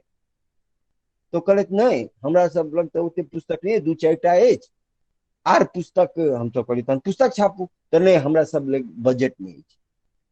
तऽ ठीक छै, हम सब जेना उपाय केलिए। हम बुझबै के कोशिश ई कर रहल छी जे हम सब षड्यंत्र के, सुनियोजित षड्यंत्र के शिकार मैथिली भऽ रहल छै। कोनो नीति एहन नीति के कारण मैथिली शिकार नहीं भऽ रहल छै, षड्यंत्र के कारण मैथिली शिकार भऽ रहल छै। मैथिली एहन भाषा छै जे मातृभाषा के रूप में क्यों इनकार नहीं कर सके, क्षेत्र के रूप में क्यों नहीं इनकार कर सके। इनकार कयल जाइ छै नीतिगत लोग, चाहे वो नेता होइत या ब्यूरोक्रेट होइत, दुनू में से हमरा सबके एते या हीन भावना ग्रसित होइत या जे होइत, नहीं तो एते दिन से किया नहीं, जखन एते लोग के एते भाषी छै एकर, मातृभाषा में शिक्षा के जते योजना छै, कोनो योजना, कोनो शिक्षा योजना अहाँ देख लिया, कहियो के देख लिया, स्वतंत्रता के बाद के कहियो उल्टा के अहाँ भारते के देख लिया, ओहिमे मातृभाषा में शिक्षा के जगह छै। आ प्रत्येक स्टेट में जोकर भाषा मजबूत छै से अपन मातृभाषा में शिक्षा दऽ रहल छै। अहाँ के क्या नहीं भऽ रहल, किछु न किछु षड्यंत्र अछि, अहाँ के षड्यंत्र अछि। षड्यंत्र ई अछि जे अहाँ के ब्यूरोक्रेसी आ अहाँ के पॉलिटिशियन सब नहीं दऽ। दिलीप जी, अहाँ एकटा बात बहुत नीक कहलहुँ, जाहिमे हम सहमत छी। सबसे महत्वपूर्ण काज छै जे हमरा अपन प्रतिनिधि पर दबाव दै के एकटा स्ट्रक्चर बनबऽ पड़तै। ओ प्रतिनिधि पंचायत के सदस्य भऽ सकै छथि, मुखियो हेता, बाद में एमएलए हेता, एमपी हेता, एमएलसी हेता। हम सब नीचा से ऊपर हमरा सबके स्ट्राइक करब। हमरा सबके ज्ञान देना जे चौमनस्की कहलथि, बेंसन कहलथि, जयकांत मिश्र एते कहलथि, से तो हम सब बहुत दिन से कहबै, बहुत पेपरो में गेले, क्यों नहीं सुनत। हमरा जमीन के हकीकत बदलने छै। लोक ओतऽ के लोक कहते जे हम मैथिली भाषी छी, हम हिंदी भाषी नहीं छी, तो अहाँ के परिवर्तन देखा पड़त। तहन ओकर प्रतिनिधि वास्ते जे ई सब हिंदी भाषी नहीं मैथिली भाषी छै, आ प्रतिनिधि वास्ते तो नीति बनवे वाला लग, प्रतिनिधि सब जे वास्ता तो नीति बनवे वाला लग कोनो चारा नहीं।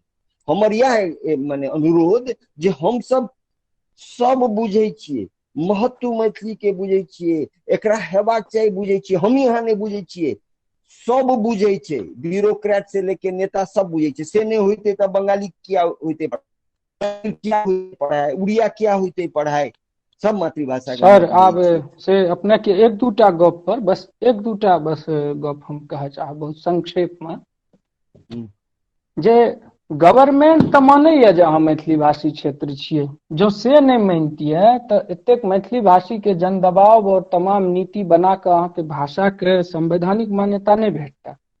गवर्नमेंट ई मानैया जे अहाँ के भाषा जे छै तकरा सुरक्षित संरक्षित राखल जाय।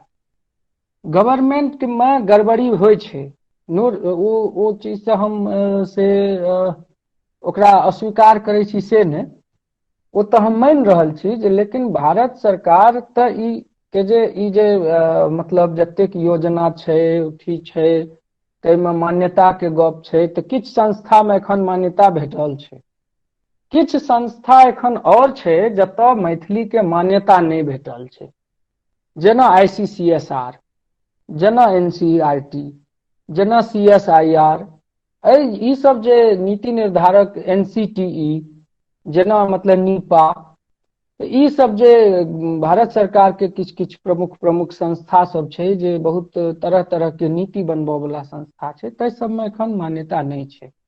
आब रहले गप बंगला के से जे हम अपन तुलना करिए तो बंगला हिंदी भाषी क्षेत्र हम सब नहीं छी, ओ तो बुझलिए से तो नहीं छी, लेकिन हिंदी हमर सबके सेकेंड लैंग्वेज रहे। हमर यह कहना है, फर्स्ट लैंग्वेज मैथिली रहते, मदर टंग पहिलुक, दोसर नेशनल लैंग्वेज। नेशनल लैंग्वेज के हालांकि कोनो कंसेप्टे नहीं छै भारतीय संविधान में, तै दुआरे ओकर कोनो बात नहीं।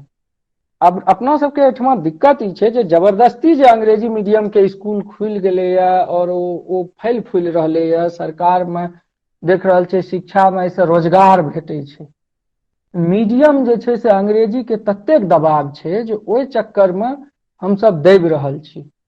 एतऽ भऽ जेतै मैथिली भाषी क्षेत्र छी और हमरा सबके मने सब स्कूल में भऽ जेतै, तो बगल में जे Saint Teresa, Saint Joseph, Saint Michael, Saint Clark, DPS, DAV, Shanti Niketan, एहन टाइप के जे चैन सिस्टम, पोलर सिस्टम वाला स्कूल छै, ओकरा में सब भागा लागतै।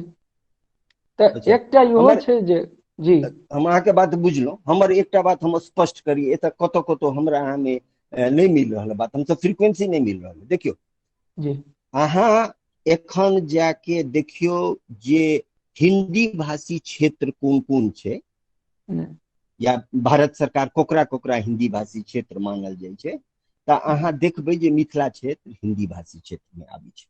अहाँ एखन जाके चेक कर लेब, कनी काल घर जाके गूगलो पर चेक कर लेब तो अहाँ के भेट जाए हिंदी के। अच्छा, दोसर बात, अहाँ हिंदी के हम किया हम सब चाहे छिए जे हिंदी अहाँ के ऑफिशियल लैंग्वेज छै, हमरा कोनो हर्ज नहीं। एकटा दूटा बहुत व्यवहारिको बात अहाँ के कहि दी, मैथिल यदि जनगणना में लिखबै छिए, यदि ट्रांसफॉर्म करै छै तो हिंदी ट्रांसफॉर्म करै छै, अंग्रेजी या फ्रेंच नहीं ट्रांसफॉर्म करै छै। बहुत बेसिक प्रॉब्लम कर रहल छी। अहाँ के भाषी हिंदी भाषा हीन भावना से बन सकैया, अंग्रेजी फंग्रेजी 0.01% है या दोसर भाषा, हिंदी इंक्रोचमेंट भ रहल छै। हम हिंदी के कोनो भाषा के विरोध नहीं छी, जरूर रहबाक चाहिए, ऑफिशियल लैंग्वेज छिए, रहबाक चाहिए, अपन मातृभाषा के मूल्य पर नहीं। यदि हमर मातृभाषा के मूल पर भ रहल है तो खतरा है, हम नहीं चिन्ह पाबि रहल छी। अहाँ हिंदी राखू, फ्रेंच राखू, किछ राखू, कोनो हर्ज नहीं छै, अपन मातृभाषा के मूल्य पर। आ जहां तक अहाँ बंगाल तंगाल के बात कर रहल छिए, ठीक छै, ओ सेकेंड लैंग्वेज नहीं मान रहल छै, इंटरनेशनल लैंग्वेज छै, ओकर फायदो छै। अहाँ सेकेंडे लैंग्वेज मानू, लेकिन अपना आप के हिंदी भाषी क्षेत्र नहीं कहो। आइ अहाँ के बदलत जनगणना में अहाँ देख लिया, जनगणना देखियो सर, जनगणना के जे रिपोर्ट छै एखन, आब जे जनगणना हेतै 21 में, आब ओहि जनगणना में एकटा ई तऽ छै जे ई जनगणना वाला गप बड़ा बढ़िया अहाँ से देलिए, जनगणना पर हमरो ई मान्यता अछि जे अगर जनगणना में यदि अपने के पूरा क्षेत्र के मैथिली स्पोकन एरिया अहाँ डिसाइड करबै तो ओहिसे नहीं सिर्फ ई एखन जे 1 करोड़ कते 27 लाख या 16 लाख एहन सनक देखाबै छै विकिपीडिया पर स्पोकन आदमी में सेंसस 2011 के रिपोर्ट के हिसाब से तो ओ में कनि संशोधन हेतै और ओहो बहुत आवश्यक छै। और एखन 1.5 करोड़ हम सब थोड़े छियै तो मतलब नहियो हेबै तो 5-7 करोड़ तो निश्चिते हेबै तो निश्चित बेसी हेबै। हाँ बेसिए हेबै किया तो एक एकटा जिला छै अपना सबके से 20 लाख 22 लाख के आबादी वाला कम से कम। तो एहन स्थिति में अपने के ई जे छै जे मैथिली भाषी क्षेत्र के पहिने दुनू स्तर पर काज करऽ के चाही। एकटा पब्लिक में जे छै से जन जागरूकतो आवश्यक छै, भाषो के लऽ कऽ हीन भावना छै, कने षड्यंत्रो के शिकार छै, कने सरकारियो उदासीनता छै, कने जे छै से स्कूलों के मोनोपोली छै, कनेक लोको चाहे छै जे ओकरा ऊपर में जे छै से ने अंग्रेजी मीडियम इंग्लिश फटाफट बाजे ओइ ले हजारों लाखों खर्च करे ले लोग तैयार भ जाय छै। वो सब तरह से एके दिश से काज नहीं करऽ पड़ते। अपना सब बहुत जवाबदेही लेलियै तऽ अपना सबके बहुत एरिया में घुसऽ के छै, अलग अलग जोनर में। जी सर। बहुत नीक लागल, बहुत सार्थक मुद्दा सब पर में गपशप भेलै और जे करऽ पड़तै जेना करऽ पड़तै अपने सबके करऽ के छै। और सखी बहिनपा के तरफ से सब सखी बहिनपा के जे एकटा मोनक अभिव्यक्ति छनि से हम साझा करऽ चाहब। हमरा सबसँ सखी बहिनपा से जतऽ जै तरहक आइ मेल के अहाँ बात केलहुँ, IAS जे मेल जेतै अरुणा भाई जे दिया चर्चा केला और जतऽ जतऽ जरूरी पड़तै जतऽ मैथिली जतऽ मिथिला ओतऽ सखी बहिनपा। बहुत नीक लागल और गोटे सब छथि हुनको सबके वक्तव्य सुनी। राजन भाई छथि, रोहित भाई छथि, मनीष भाई छथि, मुकेश जी छथि, ब्रजेश जी छथि, सब गोटा के बारी बारी से कनी ने कनी जरूर हमरा सबके आइ सुनबाक है। रोहित भाई सुनि रहल छी, अहाँ तक आवाज जा रहल है हमर? रोहित भाई जी जी जी अपने एहि पर में अपन विचार बिंदु दियौ भाई। प्रणाम सब गोटे के। अवसर देबाक लेल धन्यवाद जे एहन मौका पर एहि तरह के गंभीर विषय पर हम सब चर्चा कर रहल छी। ताहि लेल हम सखी बहिनपा के समूह के धन्यवाद ज्ञापित करै छियनि और संगे जते गोटा जुड़ल छथि सब गोटा के इकट्ठे धन्यवाद आ प्रणाम करै छियनि। जहाँ तक ई प्राथमिक शिक्षा मैथिली में जे प्राथमिक शिक्षा के बात है या आरंभिक शिक्षा के बात है तो जे शोध कहे छै, जे विज्ञान कहे छै, जे रिसर्च कहे छै से हम अहाँ जे खास कऽ पढ़ल लिखल लोग छी, जे कनी शिक्षित लोग छी और चिंतित लोग छी, गंभीर लोग छी, हुनका ई सब विषय बुझल छनि जे सब तरह के शोध, सब तरह के रिसर्च और जे छै से विज्ञान कहे छै जे बच्चा के ओकर आरंभिक शिक्षा या प्राथमिक शिक्षा मातृभाषा के माध्यम से भेटै तो ओ बेसी कारगर होइ छै, बेसी ओकर प्रभाव ओहि बच्चा पर होइ छै। किछु चीज छै जेना हम कहऽ चाहै छी, तैं एहि विषय पर हम बेसी नहीं जायब। हमरा जे लगे अपन पक्ष जे हम राखऽ चाहै छी ओ छै जेना हमरा जे किछु अध्ययन है या जे हमरा अनुभव एतै देश पर हम किछु चीज कहऽ चाहै छी। हमरा सबके जे शोध छै से बुझल है, लेकिन हमरा सबके जतऽ ई बात बुझबऽ के ओतऽ तक ई बात नहीं पहुँच पाबि रहल है। जे शोध की कहे छै और ई जे अंग्रेजी के बाजारवाद जे बढ़लै है और तेकर ई प्रभाव जे छै से रीजनल लैंग्वेज पर या जे छोट छोट लैंग्वेज छै तै पर कते पड़लै है और ओकर जे अंग्रेजी के बाजारवाद जे बढ़लै है तै में जे बच्चा गार्जियन जे पिसा रहल छै स्कूल के लालच, स्कूल के पैसा देबऽ में, तकर परिणाम की भेट रहल छै बच्चा सबके और गार्जियन के, तै पर हमरा सबके खुल के विमर्श करऽ पड़त। जा तक हम सब ओहि पर विमर्श नहीं करबै हमरा नहीं लगैया जे लोग मैथिली के तरफ या आन कोनो भाषा के तरफ एखनका जखन कि अंग्रेजी के बाजार जे छै से एतेक ज्यादा सक्रिय भऽ गेल छै तऽ तेहन स्थिति में लोग हमरा सबके मैथिली के माध्यम मानऽ में लोग स्वीकार करता। एकटा रिपोर्ट छै अहाँ के, वो रिपोर्ट कहे छै जे 2007 से 2011 तक भारत में 273% लोग जे छै से अहाँ के अंग्रेजी मतलब ओहि से पहिने जते लोग छलैया ताहिसँ 277% बेसी लोग 2007 से 2011 तक जे छै से अहाँ के मैथिली मीडियम में मूव केलकै, अपना बच्चा के मैथिली मीडियम में पढ़बऽ लए, ओकरा मैथिली मीडियम के एजुकेशन देबऽ लए जे छै से ओहि दिस मूव केलकै 273% बेसी लोग। और बिहार में 2013 से 2018 तक ई संख्या 4700% बेसी भेलै। मतलब 2012 तक जो संख्या चले अंग्रेजी मीडियम में बच्चा के स्कूल भेजऽ के 47% बेसी लोग 2013 से 2018 तक अंग्रेजी मीडियम के स्कूल में भेजना अपना बच्चा के शुरू के। लेकिन 2009 में एक इंटरनेशनल जैसे programme of international student assessment भेले, जे बच्चा सबके जे छै से अहाँ के जे स्टूडेंट छै ओकर इंटरनेशनल स्तर पर ओकर जे आकलन भेले जे कतेक सक्षम छै भारत के, जेमे 77टा देश अहाँ के भाग लेने रहे। ओहि 77टा देश में भारत 75वां नंबर पर है। भारत में एक से एक पैघ स्कूल है अंग्रेजी मीडियम के, इंटरनेशनल स्कूल है, सब तरह के चीज है। लेकिन जखन ई प्रोग्राम भेले, जखन ई टेस्ट भेले तो भारत 75 नंबर पर रहे। 2009 के बाद भारत एकेडमिक्स में है रघुनाथ जी एहि विषय के बेसी बुझे छथिन और बेसी ढंग से पर जैसे अपन मत राखि सकै छथि। 2009 के बाद भारत लाजे ओहि टेस्ट में दोहरा के भाग नहीं ले, अपन स्थिति देख कर। ई बात हमरा सबके गार्जियन के, पेरेंट्स के आ बच्चा के बुझेनाइ बड जरूरी है जे जय बाजारवाद के चक्कर में, जय अंग्रेजी के बाजारवाद के चक्कर में अहाँ अपन पैसा बर्बाद कर रहल छियै, अपन पैसा अहाँ फूक रहल छियै, जमीन बेच कर, घराड़ी बेच कर, पेट काटि कर, कम कपड़ा लत्ता पहिर कर, ओहि अंग्रेजी मीडियम के स्कूल अहाँ बच्चा के कतऽ लऽ जा रहल है, अहाँ के बच्चा के भविष्य की दऽ रहल है। जखन इंटरनेशनल स्तर के कोनो प्रोग्राम होइ छै जेमे भारतीय बच्चा के आकलन होइ छै जे भारत के बच्चा कतऽ ठाढ़ छै, तो 77 में 75वां नंबर पर भारत के बच्चा अबै। 2009 के बाद 2020 से भारत जैसे लाजे वही टेस्ट में दोहरा के भाग ले। हमरा सबके एहि विषय पर गंभीर भऽ कऽ लोक के बुझाबऽ पड़त जे मातृभाषा में अहाँ के प्राथमिक शिक्षा एहि दुआरे जरूरी है।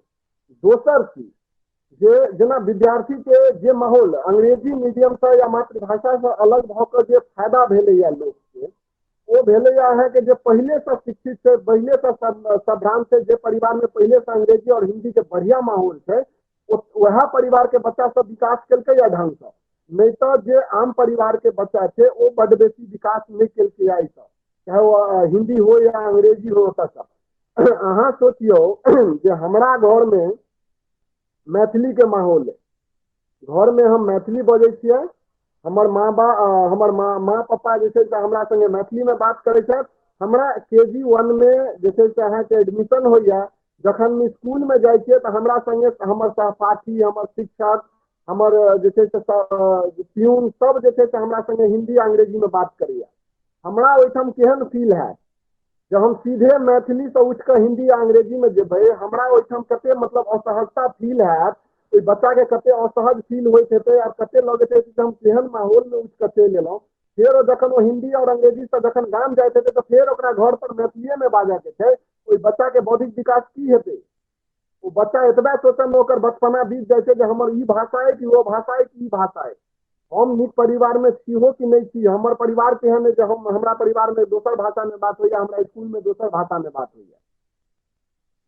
हम सब अपने 8वीं में गेलिए तखन हमरा पता लागल जे हमर सबके भाषा एकटा मैथिली के हमरा सबके विषय के रूप में पढ़ायल गेलै। 8वीं में 8वीं से लऽ कऽ 10वीं तक जखन हम सब मैथिली पढ़ैत रहियै तखन हमरा सबके पता लागल जे मैथिली एकटा भाषा छै, नहीं तो 7वीं तक हमरा सबके नहीं बुझल रहे जे मैथिली एकटा भाषा छै।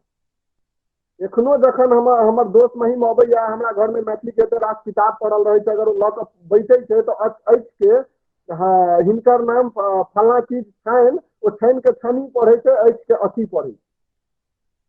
कारण छै जे हम सब मैथिली के माहौल में रहलिए ने, हमरा सबके एखनो अपने भाषा ठीक से बजै छियै तऽ ऐसे बजै छियै तऽ छानि बजै छियै, लेकिन जखन किताब में पढ़ै छियै तऽ अच्छी आ छमी पढ़ि दै छियै। एकर कारण छै जे हमरा सबके प्राथमिक स्तर पर हमरा सबके ई एजुकेशन नहीं भेटल, हमरा सबके मातृभाषा नहीं बुझलिए, मातृभाषा में नहीं पढ़लिए। तैं हमरा लगैया जे हमरा सबके जे अंग्रेजी के बाजारवाद के जे उदाहरण छै और ओकर जे ड्रॉबैक छै, ओकर जे फीडबैक छै, ओ समाज में राखऽ पड़त। आ से हम सब ने, जे बच्चा सब अंग्रेजी मीडियम में पढ़ि के अंग्रेजी के यूज कते, जो अंग्रेजी के यूज कोट पेंट आ टाई जकाँ छै। अहाँ कोनो इंस्टीट्यूशन में कोनो कंपनी में इंटरव्यू देवऽ लए जाइ छियै तऽ इंटरव्यू जहिया रहैया तहिया अहाँ नीक जूता, नीक कोट, नीक पैंट आ नीक टाई लगा के जाइ छियै। अहाँ के इंटरव्यू होइया, अहाँ अंग्रेजी में हाई हेलो करै छियै, सब चीज होइ छै, अहाँ के बॉडी लैंग्वेज, अहाँ के रहन सहन, बाकी सब चीज देखो अहाँ के नौकरी दैया। लेकिन नौकरी भेटला के बाद अहाँ अपने सोच के देखियो कि अहाँ क्या दिन कोट पैंट पहिर के ऑफिस गेलियै। हम सब नहीं जाइ छियै। अंग्रेजी के उपयोग हम सब जब नौकरियों करे छियै ओतऽ मात्र मेल लिखऽ में, इंटरनेशनल कॉल में और जे छै पॉइंट के डिस्कशन जे होइ छै तऽ MOM बनबऽ में, मिनट्स ऑफ मीटिंग बनबऽ के अलावा और कतौ अंग्रेजी के उपयोग नहीं छै। ऑफिस में बॉस हमरा से बात करे तो हिंदी में बात करे छै, हम बॉस से बात करी तो हिंदी में बात करे छै, हम कलीग से बात करी तो हिंदी में बात करे छै, कलीग हमरा से बात करे तो हिंदी में बात करे छै।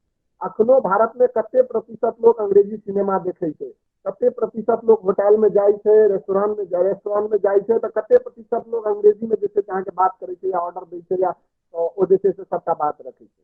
अंग्रेजी के खाली एकटा हवा बनायल गेलै, जै के कारण लोग जे छै से अहाँ के एते प्रतिशत जे छै से बढ़ि चढ़ि के अंग्रेजी दिस मूव कर रहल छै। हमरा लगैया जे ई विषय जे छै अहाँ के से एहि अर्थ में जे छै से हमरा सबके दूटा चीज, एकटा तो जे छै से अहाँ के आर्थिक जे छै से शोषण भऽ रहल है अंग्रेजी के हवा क्रिएट कऽ कऽ, दोसर बात अहाँ के अंग्रेजी के हवा क्रिएट कऽ कऽ अहाँ के बच्चा के बौद्धिक विकास सेहो कमजोर कयल जा रहल है। एहि दुनू चीज के मुद्दा बना कऽ जे छै से हमरा सबके गार्जियन तक जाय पड़त, बच्चा तक जाय पड़तै, तखन जाकर भऽ सकैया बच्चा जे छै से या गार्जियन मैथिली मीडियम तरफ या अपना रीजनल लैंग्वेज या मदर टंग के तरफ जे छै से मूव करते। तेसर चीज जे हमरा सब में मुख्य बात की छै जे आन राज्य के या आन क्षेत्र के भाषा भाषी के अहाँ देखियो तो हुनकर जे अपन मदर टंग छनि या मातृभाषा छनि, ओहि के संगे हुनकर सबके एकटा इमोशनल जुड़ाव छनि। लेकिन अपना मिथिला में इमोशनल टच के, अपना मातृभाषा और मातृभूमि के प्रति जे इमोशनल जुड़ाव छै, लोग के आत्मीय जुड़ाव छै, ओकर बड कमी छै। आइ संगीत में देख लियो, अहाँ फिल्म में देख लियो, अहाँ नाटक में देख लियो, जे अपना मातृभाषा के इज्जत केलकैया, ओहि जाहि व्यक्ति के अपन मातृभाषा इज्जत केलकैया ओकरा देशो इज्जत केलकै। पंजाब के देख लियो, पंजाबी एक से एक गायक देलकैया, पंजाबी जे छै से एक से एक एहन गायक देलकैया जेकरा आई बॉलीवुड, जेकरा आई जे छै से पूरा भारत सुनि रहल छै, बॉलीवुड ओकरा खूब काम दऽ रहल छै, पूरा भारत में ओकर क्रेज छै। जेकरा अपन मातृभाषा के, अहाँ कलकत्ता में बंगाल के लऽ लियो, साउथ इंडियन सिनेमा के लऽ लियो, साउथ इंडियन सिनेमा में जे बढ़िया परफॉर्म केलकैया, बॉलीवुड ओकरा जे छै से धक मारि के ओकरा स्थान देलकैया। लेकिन हमरा सब में की छै, अपना मातृभाषा के प्रति ओ इमोशनल टच छै ने लोग के, वो काज शुरू करथिन भोजपुरी से, काज शुरू करथिन हिंदी से, हुनका मैथिली से कोनो मतलब नहीं है। हमरा सबके एकटा इमोशनल टच सेहो बनेनाइ बड़ जरूरी है अपना मातृभाषा के प्रति। बाकी किछु गोटा जे मुद्दा कहलखिन है, जेना आदरणीय दिलीप जी कहलखिन है जे भाषा के प्रति जे छै से भाषा, अपना भाषा के लऽ कऽ जे छै से एकटा राजनीतिक षड्यंत्र छै, मैथिली के लऽ कऽ जे राजनीतिक बिहार के राजनीति करऽ वाला लोग सबके लागि रहल छनि जे मैथिली के अगर महत्व देल गेलै तऽ काल्हि भेने मिथिला राज्य के मुद्दा जे छै से तूल पकड़ि लेतै। मिथिला राज्यक मुद्दा तऽ ओहुना तूल पकड़ि लेतै या ओहुना तूल पकड़ने छै, ओ हेबे करतै। आइयो जे 2011 के जे सर्वे छै, ओहिमे बहुत रास एहन मिथिला क्षेत्रीय बहुत रास एहन जिला छै जतुका लोक अपना मातृभाषा के रूप में 75% से बेसी लोग जे छै से अहाँ के मैथिली लिखा देने। 2011 से 2021 के बीच में जन जागरण बहुत बढ़लैया, लोक में चेतना बड़ बढ़लैया, तो हमरा विश्वास है जे छै से 2021 में ई संख्या और बढ़ि जेतै। तो बिहार सरकार के या राजनीति करऽ वाला लोग के तो ओहुना चिंता बढ़ि रहल छनि। जे जतऽ लोग 75% से बेसी लोग जे जिला में अपन मातृभाषा मैथिली कहि रहल छथिन ओतऽ तऽ हुनका मजबूरी छनि जे ई काज करही पड़तनि। आ जखन एक बेर क्षेत्र डिसाइड भऽ गेलै जे फल्लाँ फल्लाँ फल्लाँ फल्लाँ क्षेत्र में मैथिली में मातृभाषा में जे छै से भाषा देल जा रहल छै, ओ जे छै से मिथिला ऑटोमेटिक जे छै से मिथिला डिसाइड भऽ जेतै, तखन ओ मांग भइए जेतै। तैं ई राजनीति कते दिन तक लोक के चलतै से एकटा मुद्दा छै, बड बेसी दिन नहीं चलते। दिलीप जी के एकटा और पॉइंट छलनि हैं जे शहरीकरण और गाम वाला ऑर्गेनाइजेशन वाला जे मुद्दा छलै है वो एकटा सही पॉइंट छै। जेना दरभंगा के देखिए, दरभंगा अगर 3टा 4टा 5टा कोनो जिला जे मिथिला में सबसे बेसी साहित्यिक गतिविधि या भाषाई गतिविधि तो सबसे बेसी सक्रिय है तो दरभंगा 4टा 5टा मुख्य जिला में।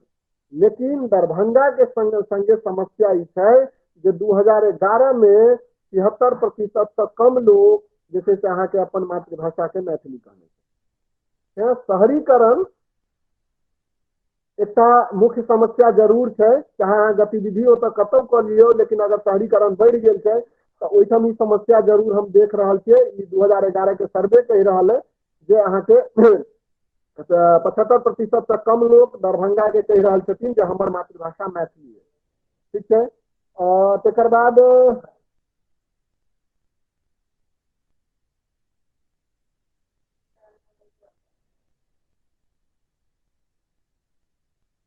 हाँ एकटा विषय जो अरुणाभ जी उठेने छलखिन है जे ओ किताब वाला बात जो एनसीईआरटी में नहीं है और एससीईआरटी में है, राज्य सरकार लग है टेक्स्ट बुक अवेलेबल, लेकिन एनसीईआरटी में नहीं है। राज्य सरकार लग सही में जैसे से जखन राज्य सरकार के एक बेर निर्देश जारी भेल रहन जे की कहे छै अहाँ क्षेत्रीय भाषा में ओतुका जे मदर टंग छै ओतऽ अहाँ पढ़बियो, मैथिली के शामिल करियो अहाँ प्राथमिक शिक्षा में, तो ओतऽ जे छै से सिलेबस बनल छै ओ एखन तक राज्य सरकार के वेबसाइट पर सेहो सिलेबस अवेलेबल छै। लेकिन राज्य सरकार के उदासीनता के चलते वह राजनीतिक व्यवस्था के चलते जो है वो एखन तक लागू नहीं भ सकले है। तो हमरा लगे ओवरऑल जो चीज है वो छै ई जे हमरा सबके अपना समाज से चेतना जे है से लाबऽ पड़त। राज्य सरकार की निर्देश दै छथिन, अगर मान लिया राज्य सरकार निर्देश जारी कओ देथिन प्राइवेट स्कूल या सरकारी स्कूल या केंद्र सरकार निर्देश जारी कओ देथिन, आ जो हमरा सब में चेतना नहीं है, हमरा सब में अपना मातृभाषा के प्रति जैसे इमोशनल टच नहीं है, तो हमरा सब लग मुश्किल भ जाए जे हम सब कते प्रतिशत बच्चा के हम सब पढ़ा रहा है। सरकारी स्कूल अगर सबसे पहले स्टार्ट हमरा सबके सरकारी स्कूल से करऽ पड़त। जो सरकारी स्कूल चीज पर ध्यान नहीं देते तो अहाँ ई बिसरि जाओ जे निजी स्कूल ए बात पर ध्यान देते। निजी स्कूल के कमाई अंग्रेजी के बाजार बात दुआरे छै।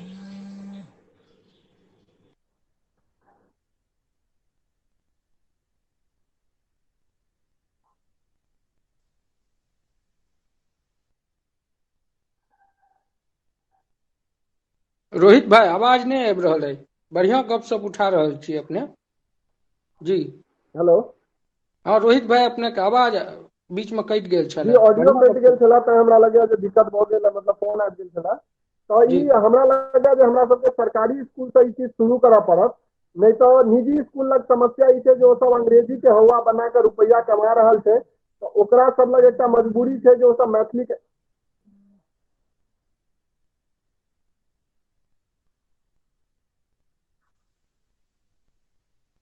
सॉरी नेटवर्क के डिस्टर्ब भ गेल छला। आवाज सुना रहल सब गोटा के? हाँ हाँ कहियो हाँ कहियो। आबि रहल अछि आवाज। हेलो हाँ आवाज आबि रहल अछि रोहित भाई। क्यों गोटा प्लीज कंफर्म कर दीजिए आवाज सुना रहल है।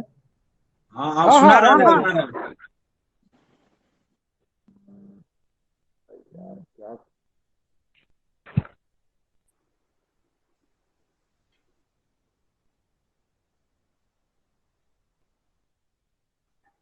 हमरा लगे रोहित भाई के नेटवर्क इशू छनि। राजन भाई अहाँ सुनि रहल छी हमर बात? राजन भाई अहाँ तक आवाज हमर जा रहल अछि? स्वागत अछि।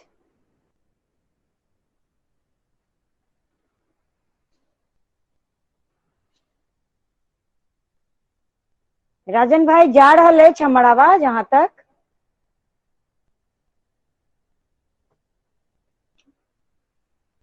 शायद हुनको नेटवर्क इशू छनि की? मुकेश आनंद जी अहाँ सुनि रहल छी हमर बात? मुकेश आनंद जी ओकर बाद हमर एक दूटा सखी सब सेहो किछु किछु अपन बात राखऽ चाहै छथि। हम एकटा आग्रह करऽ चाहै छी, कनि हुनका सबके सेहो अवसर देल जाय। हाँ हुनकर हाँ जरूर जरूर। हाँ हुनका नहीं सबके आई अहाँ सब विचार पाहुन सुनऽ के चाहै रूप छी में हम सब। छलहुँ। नहीं अहाँ सबके विचार हमरा सबके सुनबाक छलै और हम सब संग छी, ओहि पर अमल करबाक छै। तऽ हमर सखी हाँ सब नहीं सेहो ओ हाँ एक्चुअली छै कि एहिमे एक लाइन हम कहऽ चाहै छी जी कि जे आब जे समय एलैया ओनाहो जी स्त्री सशक्तिकरण के युग छै ई, तऽ ई नेतृत्व अहीं सबके सम्हारै के छै। हम सब सम्हारि रहल छियै सर, अपना हाँ अपना तऽ स्तर से हम सब। हाँ और अहाँ सब आगू आबि जी जेबै। मायके मातृभाषा मतलब की मायक भाषा, तऽ माय जी बहन सब जी आगू आबि जेथिन तऽ ई अधिकार भेट जेतै ढंगा लोग के। बहुत दिक्कत छै, ताहि दुआरे हुनका सब कहियो ना मिले। मनीषो चाहै छै हाँ एकरे ओकर बाद खत्ता रहे मातृ। डॉक्टर साहब खगता वाला बात नहीं चलत। हम सब बहुत संग छी, एकदम अहाँ सबके संग छी और किछु खगता नहीं छै। हम सब एकदम करे कमान भऽ कऽ संग छी। जे करऽ पड़तै मैदान जंगे मैदान में छी, जतऽ जाय पड़तै जे करऽ पड़तै ई चीज के आश्वासन दऽ रहल छी। और मनीष भाई अहाँ एखन और सुनबाक है, अहाँ के कनी देर के बाद बजबाक है। ब्रजेश झा जी सेहो बजता बीच में हमर जी दीदी। सखी। हाँ बीच में अहाँ मनीष भाई की देर और सुनू, ओकर बाद अहाँ के हमरा सबके सब जी बात जी जी विचार जी बिल्कुल जी रखबाक है। जी ठीक छै। सिंधु दीदी सुनि रहल छी हमर बात? आवाज जा रहल है सिंधु दीदी? बहन हाँ गोड़ लागै छी सिंधु दी। अहाँ जे छै से अपन विचार राखियौ। हाँ सबसे पहले स्वागत है। हम गुरुजन सबके प्रणाम करै छियनि और अपन संग संग सखी बहिन पाके सेहो बहुत बहुत स्नेह। और हम तऽ बस अहाँ सब जे कहलिए ओहि शब्द में हम नहीं कहब, लेकिन हम अपन जे हमर अपन शब्द ये ओहि भाषा में हमहूँ किछु कहि रहल छी। ओना जतेक जे गुरु सब कहलखिन हँ सब गप बहुत नीक छै और बहुत सराहनीय बात सब छै, जाहिमे कि अर्णव जी के सबसे बात इम्पोर्टेंट हमरा ई लागल जे कहलखिन जे विद्यालय वाला बात, जे कि मैथिली भाषा हर स्कूल में कंपलसरी मातृभाषा हेबाक चाही, चाहे वो कोनो भी स्टेट को हो। अगर मान लिया जेना कि दिल्ली में हर स्कूल में से ऑप्शन छै मातृभाषा के, जेना राष्ट्रभाषा हिंदी छै तो मातृभाषा में बहुत स्कूल में पंजाबी मातृभाषा कंपलसरी कर देने छै। तहिना अगर हम जेना दिल्ली में से हमरा बुझाइया जे 60% से ऊपर हम सब मैथिल बिहारी एतऽ बस ई लागू भऽ जेतै जे स्टेट के जे स्टेट के नागरिकता प्रदान छै, जे स्टेट के रहनिहार छै, अगर ओहि स्टेट के मातृभाषा ओकरा लेल कंपलसरी कऽ देल जाय, जेना बंगाली के लेल बंगाली छनि, पंजाबी के लेल पंजाबी छनि, तहिना हमरो अपन मैथिल के लेल मातृभाषा मैथिलीये टा कंपलसरी हेबाक चाही। और ई एकदम से अनिवार्य रहक चाही जे नहीं कंपलसरी लेनाइ जरूरी छै मातृभाषा, ओहिमे कोनो ऑप्शन नहीं देल जाय तऽ जरूर हमर मैथिली आगू बढ़त। और ऐसे माने प्रचार तो हेबे करते हर जगह, कारण कि अगर मान लिया दिल्ली में तो हर स्टेट के लोग छथिन, जहन हमर दिल्ली तक पहुंच जात हमर मातृभाषा तो जरूर मैथिली के हमरा स्थान भेटबे टा करत।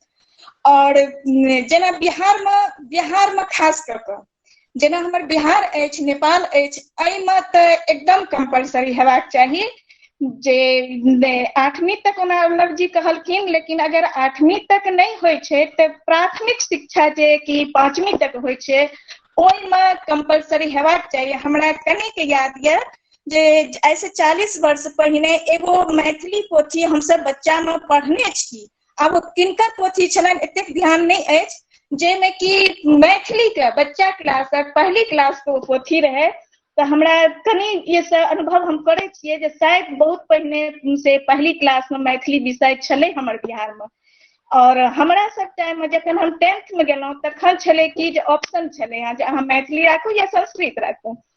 तो जो कंपलसरी कर देल जेतै तऽ हमर बिहार में जे आनो स्टेट के बच्चा सब छथि, हर तरह के छथि, गवर्नमेंट सेक्टर में हर तरह के छै, और हर स्कूल में अगर कंपलसरी कर देल जाए तो सब स्टेट के लोग मैथिली भाषा से परिचित भ जेतैथ।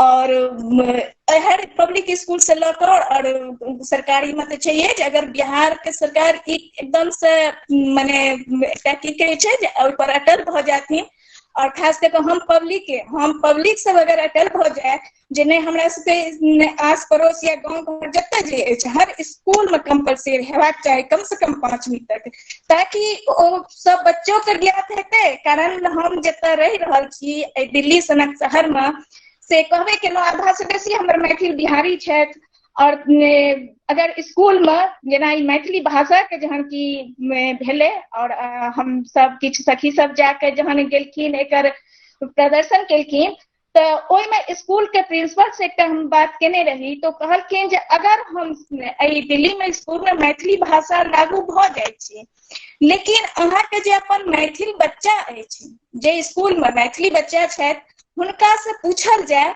और हुनका बजा के हम सब पूछे छी जे अहाँ के भाषा की छी और अहाँ अपन भाषा में 2 लाइन बाजू, लेकिन वो बच्चा नहीं बाजि पबै छथिन। तऽ एकर गुनाहगार तऽ हम सब खुद छी जे अपन बच्चा के मैथिली से बहुत दूर रखलियै।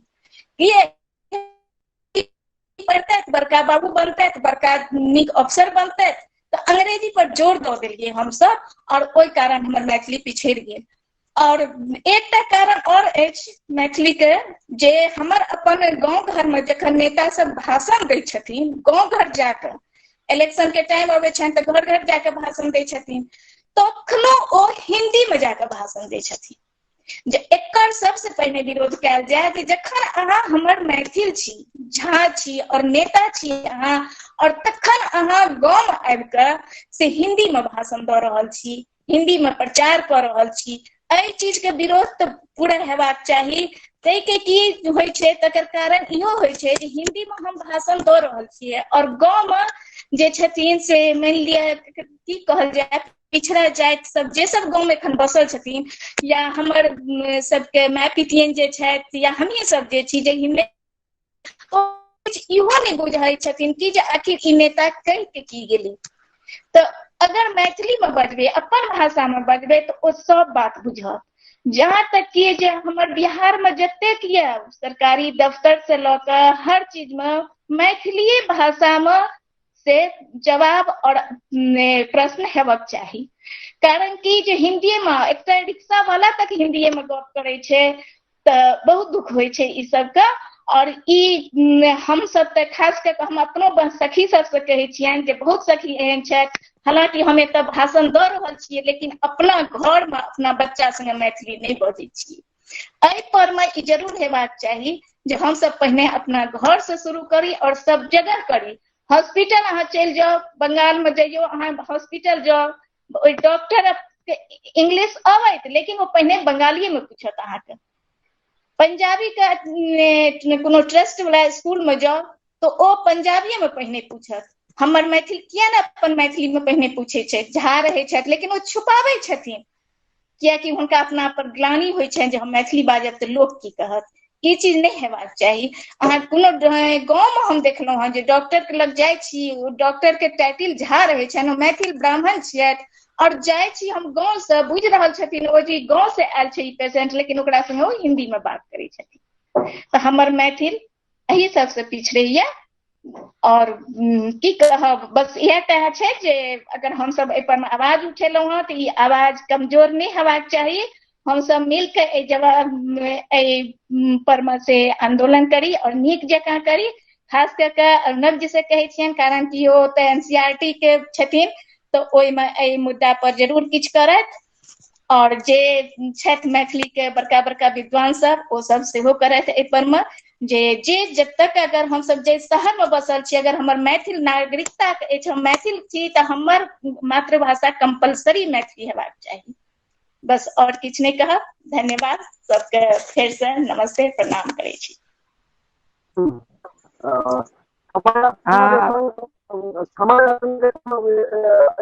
सिंधु दीदी के बातचीत के संदर्भ में एक हम अपन राखय चाहै छी जे दीदी जखन कोनो सामूहिक मंच पर अपना सब गप करी कि अपन सबके एकटा भूमि के सीमित लोक की हमरा लगैया जे अपना सबके कोनो भी मुद्दा पर जखन हम बात रखै छी और मैथिली के इंडिकेट करै छी तऽ हमरा एकटा लाइक के टाइटल या नाम दऽ कऽ नहीं रहा डिस्कशन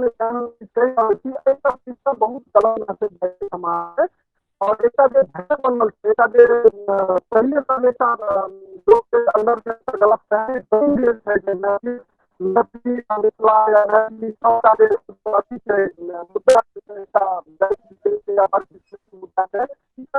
वही तरह के और बढ़ नाम लेके और हर चीज में झाड़ देखिए लोग सब समय अपना के सब चीज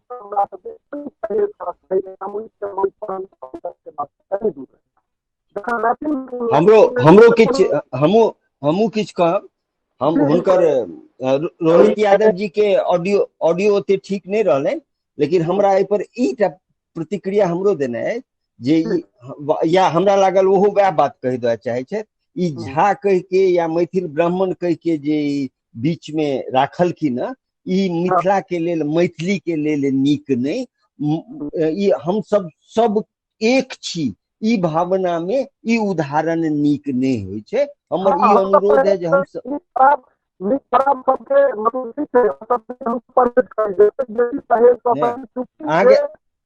अहाँ के ऑडियो नहीं ठीक भ रहले रोहित जी, नहीं सुन पाबे छी हम। हाँ रोहित भाई अहाँ के आवाज बड़ कटि रहल है, मुदा अहाँ के जे कहबाक जे अछि ने ओ हमरो वह कहबाक अछि और सही बात छे, ओ ठीक छे, ओ उदाहरण के रूप में भावावेश में निकलल हेतन। ओना सिंधु दीदी सब दिन से मैथिली के प्रवर्तक रहली है और हुनका बुते वो अपने कहती जे सच में मिथिला में रहनिहार हम सब जते गोटा छी सब मैथिल छी, सबके भाषा मैथिली है, तै हम सब अखन एहि मंच पर में छी। आगा से सिंधु दीदी एहि चीज पर में ध्यान राखत, ठीक ने सिंधु दीदी? परहेज करी, हमरे सबके परहेज करे के, क्योंकि हम सब लीड कर रहल छी चीज के। नहीं हम खुद से एले माफी मांगे छी। हमरा कोनो बात नहीं दीदी, माफी के कोनो बात नहीं। हम क्षमा याचना के संग मात्र एहि दुआरे कहलहुं जे हमरा अहाँ के इंटरनल डिस्कशन है, 30 आदमी 32 आदमी हम सब इंटरनल डिस्कशन कर रहल छियै और एहि तरह के जखन हम अहाँ नाम लै छियै या एहि तरह के चीज, ऐसा जे ओ मानसिकता के लोग जे गलत तरह के खबर पहले से जे षड्यंत्र समाज में पसारि देल गेल छै जे मैथिली या मिथिला या मैथिली सबटा शब्द पर जे छै से ब्राह्मण कॉपीराइट छै, हुनका सब ओ सब और सब तरह के बात के तूल दऽ देथिन जे देखिए वो तो यह पूर्ण समर्थन रोहित जी से हम पूर्ण समर्थन रोहित जी के दै छियनि, एकदम ठीक कर रहल छै। आ सिंधु दीदी अहूँ एकदम ठीक कर रहल छी, कोनो बात नहीं छै, ई क्लोज डिस्कशन छै, हम सब आगू के लेल विचार करी, ई तो क्लोज डिस्कसन छै, आगू के लेल विचार करी। हां ई हमरा कोनो मन में नहीं अछि, हम एकटा उदाहरण हम बुझे छियै तें हम कहलहुं हैं जे हम सब परहेज, हम सब ध्यान राखी। नहीं दीदी, सिंधु दीदी, रोहित भाई जे छथि सेहो एकटा आम अवधारणा के बात केलनि हैं जे हम सब यदि सब गोटा संग चले छी त एहि में ई तरह के बात नहीं हुए। ठीक छै, अहूँ ठीक छी अपना जगह, और रोहित जी जे एकटा आम अवधारणा के बात केलनि हैं और इंटरनल डिस्कशन छै। हमरा दिमाग में बिल्कुल नहीं है। हम एगो गांव गेल रही उदाहरण, ओ उदाहरण तो हम रखलौं हैं, बाकी ठीक है सिंधु दीदी, हमू अहाँ के एहिठाम कह के जे अर्थ रहे सब गोटा हम सब बुझ रहल छी। आगा के लेल हम सब सचेत रही जे मैथिली और मिथिला कोनो एक जाति के बपौती नहीं छै, वो जतबे हमर है, जतबे अहाँ के, जते सबक एक अधिकार छै। ई जहिया हम सब बुझ जेबे ने, सबसे बेसी खंडित हम सब तैं भेल छी। ई वाला जहिया चल जेते ना समाज, तहिया ई झूठे गारि दै छै अपना सब राजनेता प्रतिनिधि, वो सब किछ नहीं, जिम्मेवार हम सब छी, अपना सब छी मात्र, हमरे में नहीं, अपना सब क्लियर। हाँ, अपना सब नहीं दीदी, अहाँ चिंता नहीं करू, अहाँ बहुत अहाँ अपन तरीका से अपन विचार राखलिए, अहाँ के उद्देश्य कतौ से किनको हाथ नहीं करबाक छले, ताहि दुआरे कोनो बात नहीं। वंदना सखी, अहाँ सुनि रहल छी हमर बात? वंदना सखी? हाँ दीदी, गोर लागे छी। हाँ, अहाँ अपन विचार अथी करू, अपन जी विचार दियो, ठीक छै? जी ठीक जी छै, दीदी, स्वागत है सखी। हम सब आदरणीय गुरुजी सबक बात सुनलियन, सबको हम प्रणाम करै छियन। सबक विचार बिल्कुल बहुत सही लागल, बहुत सही तरीका से कहलखिन हँ जे मैथिली शिक्षा में प्राथमिकता जरूरी छै। एहि दुआरे जरूरी छै, जेना हम सब आब बुझलहुँ एहि अवस्था में आबि कऽ, जहन हम सब सखी बहिन पास जुड़लहुँ जे मैथिली की छियै, तऽ ई चीज हमरा धिया पुता के एखने से बुझल रहते, तहन ने ओ मैथिली के पकड़ पेतै, ओकरा मैथिली के बारे में ओ बुझतै। तऽ मैथिली के प्रति तहन ओकरा सबके इच्छा जगतै, और इच्छा जगतै तऽ ओ अपन संस्कृति, अपन व्यवहार, और अपन कतौ भी जाओ, देश विदेश कतौ जेतै तऽ ओ सब इंग्लिश बजतै, लेकिन अपन मिथिला में आबि कऽ अपन मैथिलीए के ओ प्रचलन करतै, अपन मैथिलीए के ओ बढ़ावा देतै। ताहि के लेल हमर सबके जे सखी बहिन पा जे एकटा काजो कहै छथिन जे जनगणना में हम सब सबसे पहिल काज जे सब अपन आपके अपन मातृभाषा मैथिली लिखाबी, और किछु नहीं, सिर्फ मैथिली लिखा। अहियो सब बहुत गोटा एहि चीज के प्रति जगथिन जे मैथिली के प्रति रुचि जगेनाइ सबसे पहिल काज ये। जखन रुचि जगतनि तहन गार्जियनो सब बुझथिन। मेन एखन गार्जियनो सब एहि पर नहीं ध्यान दै छथिन, जेना डॉक्टर साहब कहलखिन जे पहिले तऽ ई छै जे धिया पुता मैथिली पढ़तै। आइ काल्हि की होइ छै, शिक्षा के महत्व देल गेलै हँ, लेकिन शिक्षित आदमी अपना सबके बिहार में मैथिल बजनाहर के नहीं बुझल जाइ छै। एकटा बहुत छोट छिन वाक्य, हम सब पटना स्टेशन पर उतरलहुँ, अब पूछलिए रिक्शा वाला का तू चलबा किम्हर, जगह का नाम कहलिए, कहल मैडम कहाँ से आए हो आप लोग, कहले किया हो मैथिल नहीं बुझे छहक, तो वो कल के यहाँ पे सब हिंदी ही बोलते हैं। भाई कोनो भी भाषा हम सब कहले हम मगई छी, मगई बाजू, अवधी छी, जे भाषा यहाँ का अहाँ बाजू, हम सब हर भाषा बुझे छी, मैथिल का चाहे वो भोजपुरी हो चाहे जे भी छै, सब एक छी, हम सब हर भाषा के बुझे छी। तऽ अहाँ सब मैथिल मिथिला में छी तऽ मैथिल बाजू। तऽ ई एकर एकटा उदासीनता जे छै मिथिला में, सबसे पैघ कारण छै शिक्षा में मैथिली नहीं छै।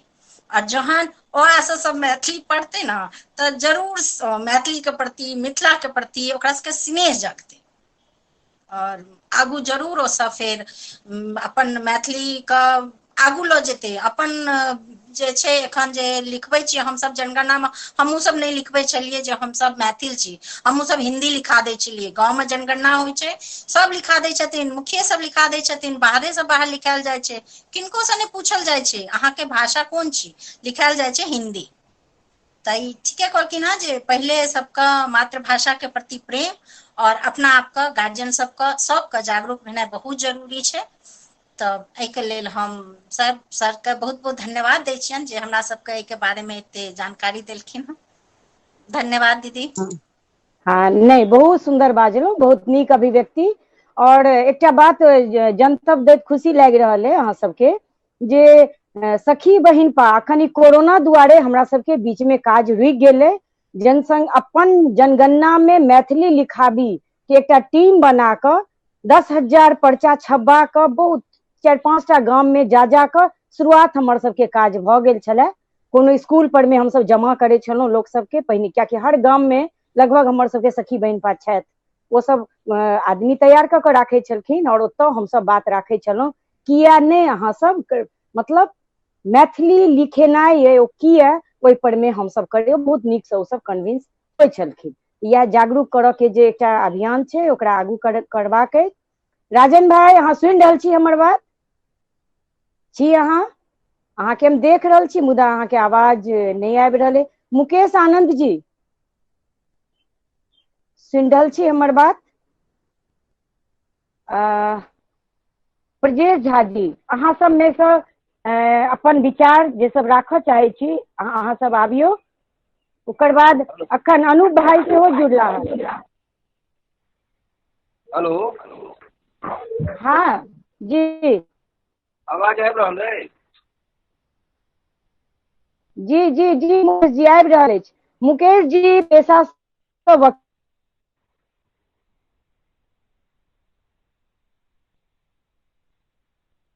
तो कोनो हमरा सबके तो वो एकदम संग दै छथि, हुनकर सलाह सुझाव से हम सब काज करै छी और बहुत नीक हुनकर अभिव्यक्ति रहैत अछि, शुभेच्छा हुनका रहैत अछि सखी बहन पाले। हार्दिक स्वागत मुकेश आनंद जी। बहुत बहुत धन्यवाद। सबसे पहले सखी बहिनपा जे समूह है ओकर जतेक सदस्य छै उनका सबके बहुत बहुत अभिवादन अभिनंदन। शिक्षक दिवस के बधाई। बहुत नीक लागल। पहला बेर कोनो एहि तरह परिचर्चा में हम अपना आपके शामिल कर रहा छी। सरकारी स्तर पर आ पहले जे भेल अछि ओकर बारे में एतेक विवेचना भेल तो बहुत जानकारी भेटल। हमरा सबके एते नहीं बुझल छलै। हमर जे क्षेत्र है जे पर हम अपन विचार करऽ चाहै छी बहुत शॉर्ट है कियाकि काफी लंबा विवेचना भ चुकल छै, लोग सब अपन विचार व्यक्त कऽ चुकल छै। दुइटा प्रश्न है हमर जे हमरा अपना आप से पूछबाक चाही। पहिल प्रश्न ई है जे हम सब कते पैसा खर्च करै छी मैथिली साहित्य के किताब खरीदे। स्कूल कॉलेज में तो हेबे करते, कालांतर में जना नया शिक्षा नीति लागू भेलै करिकुलम बनबे करते। ई चीज हमरा सबके अपना आप के जे कोई सिस्टम में नहीं छी, आधिकारिक तौर पर प्रशासनिक तौर पर इन्फ्लुएंस नहीं कर सकै छी। एकटा वोटर के रूप में, एकटा सामाजिक व्यक्ति के रूप में कोनो जे नीक साहित्य लिखै छथि, नीक पत्रिका हो, हमर ई अपना आप से प्रश्न रहा जो उन पत्रिका के बढ़ावा देल जाए, किताब के खरीदल जाए, जैसा जे आदमी मैथिली में काज कर रहा है उनका प्रोत्साहन भेटे।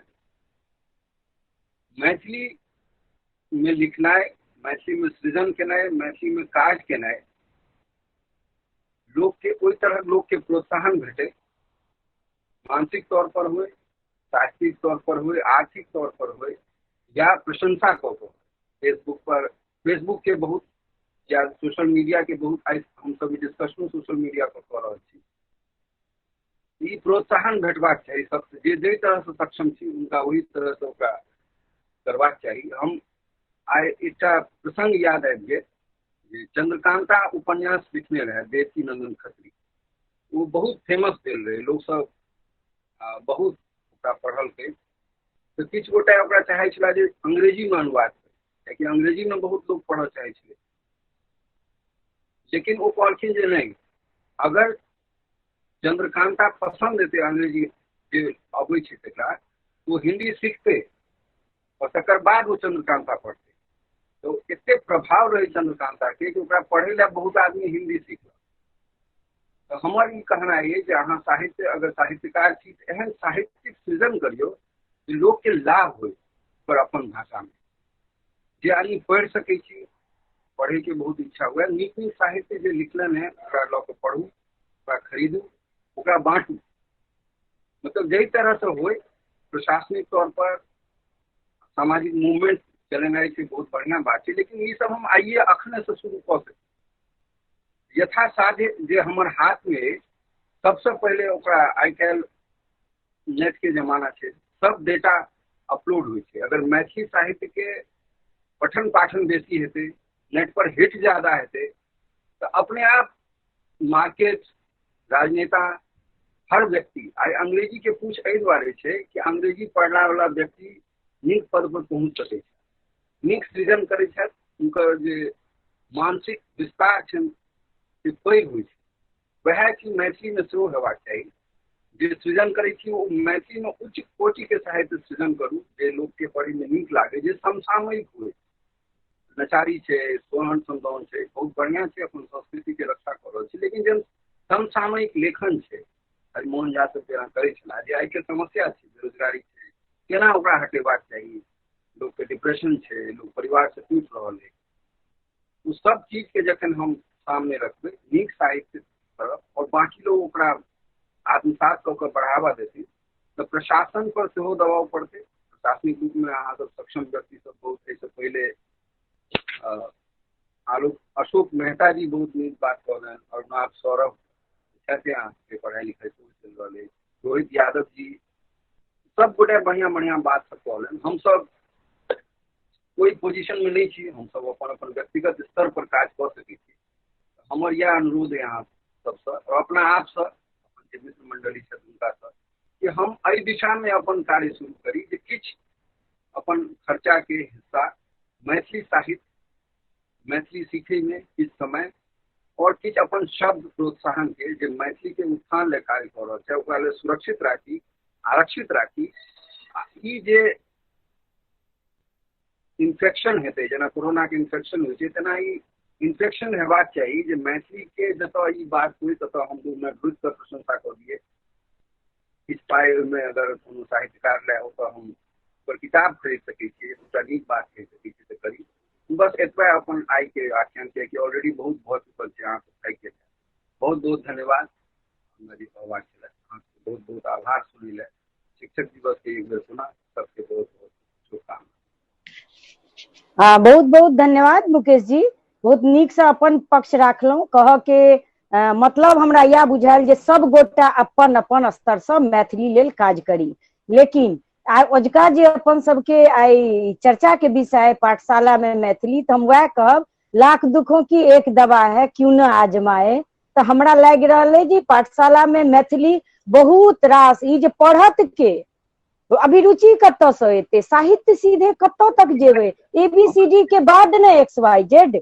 तो हमरा जेना बुझा रहा है हाँ शुरुआत हो सब गोटा अपना अपना स्तर से हम सब बहुत नीक बात अहाँ कहलिए, नीक साहित्य के सृजन कैल जाए, लोग तक पहुँचायल जाए। अपन पॉकेट खर्चा से हम सब मैथिली के पोथी कीनी और जी जी जी ओकर बाद राजन भाई आप सुन रहल छियै, अहाँ के आवाज म्यूट, सबक आवाज म्यूट छै भाई, अपने आप अनम्यूट करवाक छलै, अपने आबियो राजन भाई, स्वागत।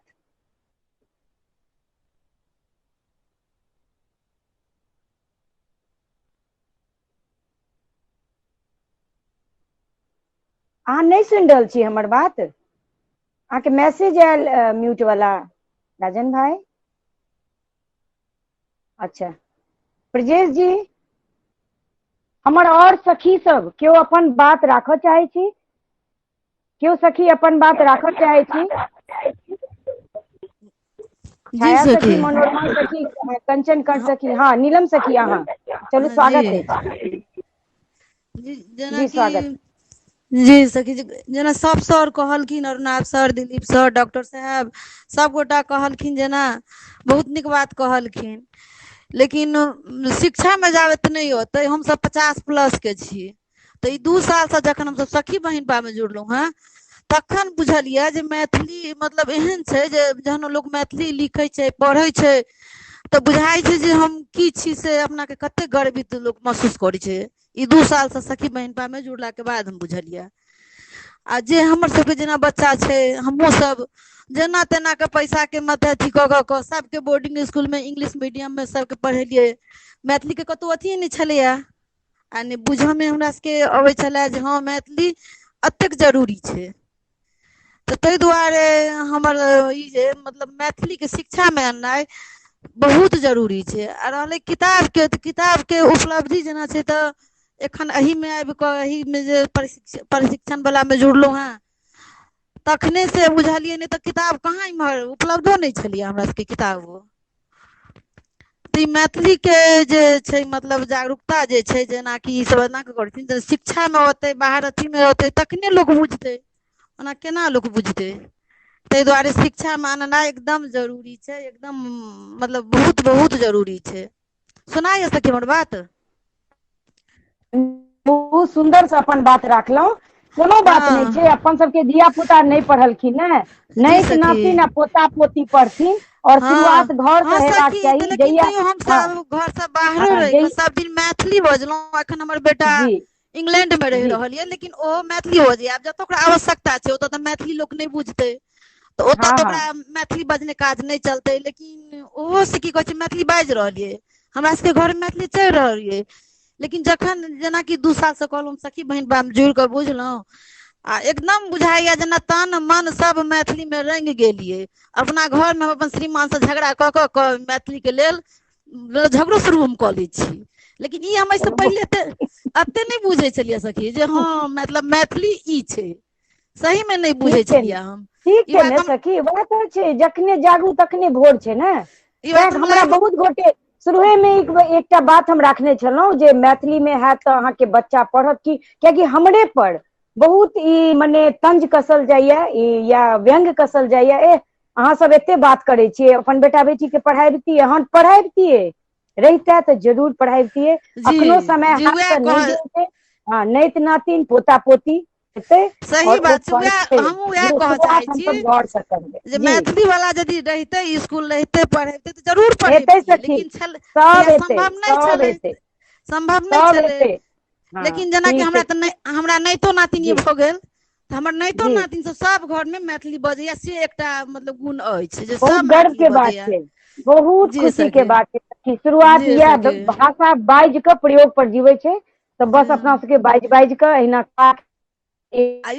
आ एकटा और अपना बात सब छै जे 12 जी साल के हमर नातिन छै, मुंबई में रहै छै, ओहो जी बुझै छै जे मैथिली से हमर नानी माँ एते खुश ये तऽ मैथिली भाषा मतलब बहुत नीक भाषा छै, तें नानी माँ एते खुश छै मैथिलीसँ। ओ 12 साल के बस छै हमर बस नातिन, ओहो बुझि हाँ रहल हाँ छै। ठीक छै, यह ठीक छै, हमरा सबके दबाव नहीं देबाक है। जे गलती जी हमसब केने छी तऽ केने छी, मुदा अखनो समय छै हमसब बाजी अपन बच्चा सबसँ। 1 महीना 2 महीना के बाद हुनको सबके मजबूरी भऽ जेतनि, ओकर बाद खूब नीकसँ अखन दबाव नहीं देबाक छै, सोझाँ बस अपन काज करबाक छै। और हमर ठीक कोनो सखी बाजती, अनूप भाई अहाँ बाजब किछ, ब्रजेश झा जी, जे सब सखी गोटे जे के सब गोटा प्रणाम छी। कर रहल छी, हम हाँ सोनी दीदी, हम जी सोनी सब हाँ गोटे के सोनी प्रणाम कर स्वागत। रहल छी। पहले तऽ हमरा बहुत खुशी भऽ रहल यऽ जे एते सुंदर वार्तालाप में हम छी। बाकी एक सब तते नीक नीक बात धुरंधर सब बात कहलखिन यऽ कि हम तऽ जीरो छी, लेकिन तैयो एकटा दूटा बात राखै छी। बात इन द सेंस कि प्रैक्टिकल जे एखन छै, जेना हमरा सबके धिया पुता एखन 3-4 साल के छै, तऽ ओहि हिसाबसँ हम राखि रहल छी जे हमरा सबके सामने की समस्या एतै और मतलब ओकर समाधान की छै, कियाक तऽ सब सर सब छथिन एते पैघ तऽ जरूर हमरा भेट जायत। तऽ हम पहिल बात ई कहै छी जे जेनाकि सब सर ठीक कहलखिन, एकटा सर छथिन जे लास्ट में आयल रहथिन, रोहित सर छथिन शायद, जेना ओ कहलखिन कि जे इंग्लिश मीडियम के पीछा नहीं जाओ। तऽ मतलब हमर कहैके मतलब ई है जे इंग्लिश मीडियम के पीछा जाय पड़तै हमरा सबके, चूँकि हमसब दिल्ली में छियै तऽ हमरा सबके जाय पड़तै सर, कोनो ऑप्शन नहीं छै हमरा सबके पास। But at the same time हम ई सोचै छियै जे एहन नहीं छै कि अपना सब मैथिली के पीछा सब किछु छोड़ि दियै, नहीं, हमरा हमेशासँ अछि कि अपना कल्चर, अपन संस्कृतिके, अपन भाषाके, अपन जे भी पाबनि तिहार अछि ओ चीज सबके लेल अपना आपके कखनो पीछा नहीं करबाक छै। अपना सबके बिल्कुल दुनिया के साथ चलबाक छै, दुनिया से इवन आगाँ चलबाक छै, और अपन मिथिला के जे भी चीज यऽ चाहे ओ पाबनि तिहार हुए या संस्कृति हुए, अपना सबके ओहि लेवल पर पहुँचबाक अछि ओ सब चीज के साथ।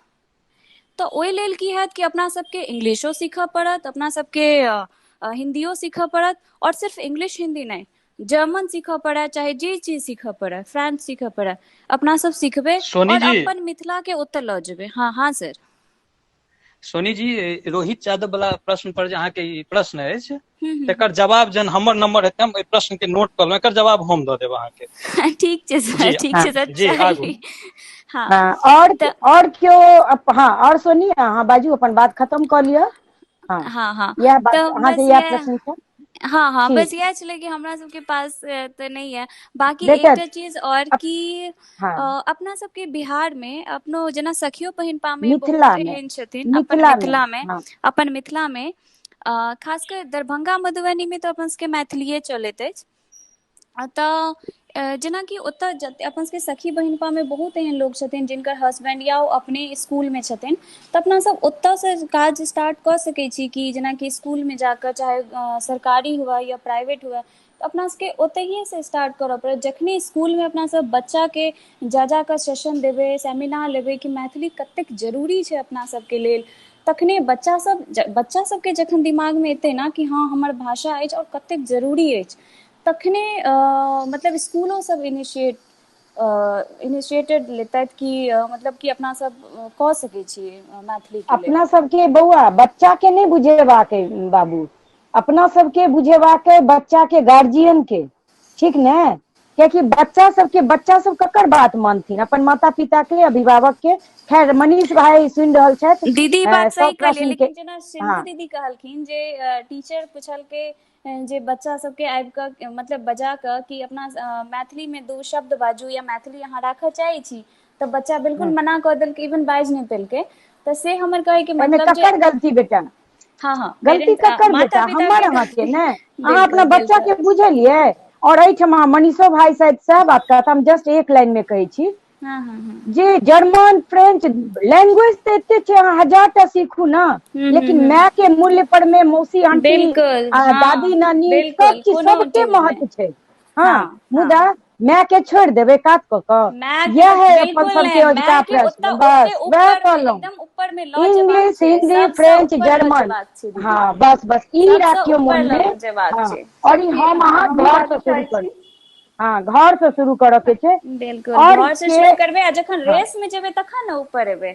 मतलब हाँ हाँ हमर कहै के ठीक। मतलब बस यह ये, हम मैथिली के हाँ हाँ बिल्कुल बेटा। अगेंस्ट नहीं छी दीदी। और मैथिली हमरा सबके टाइम में रहि रहा, लेकिन हमर मम्मी सबके 10वीं में मैथिली छलनि, 12वीं में छलनि, ग्रेजुएशनो में एकटा सब्जेक्ट हुनकर सबके मैथिली छलनि, फिर पता नहीं बीच में किया बंद भऽ गेलै। जाबत तक बच्चा सब संगे हम सब मैथिली भाषा के प्रयोग नहीं करब, मैथिल सब लंग में मैथिली के प्रयोग नहीं करब, अहिना विखंडित होइत रहब। एतबीटा मूल मंत्र छै बाबू। अगला क्रांतिकारी या टीम या बाहर या माइक या मंच नहीं, अपना सबके घर से शुरू करबाक छै। बिल्कुल ठीक छै? घर से पहले अपना स्ट्रांग सबके हैब और सेशन, मैथिली के हाँ बहुत अपना आगे लऽ सबके जाब, दोसर, बस हाँ यह बात छै हाँ हमर। ठीक हाँ छै। ठीक छै, और धन्यवाद हाँ सबके। धन्यवाद बेटा। हाँ हाँ और हम छी भारती चौधरी। जी जी सुजाता दीदी और भारती सखी दुनू गोटा छथि।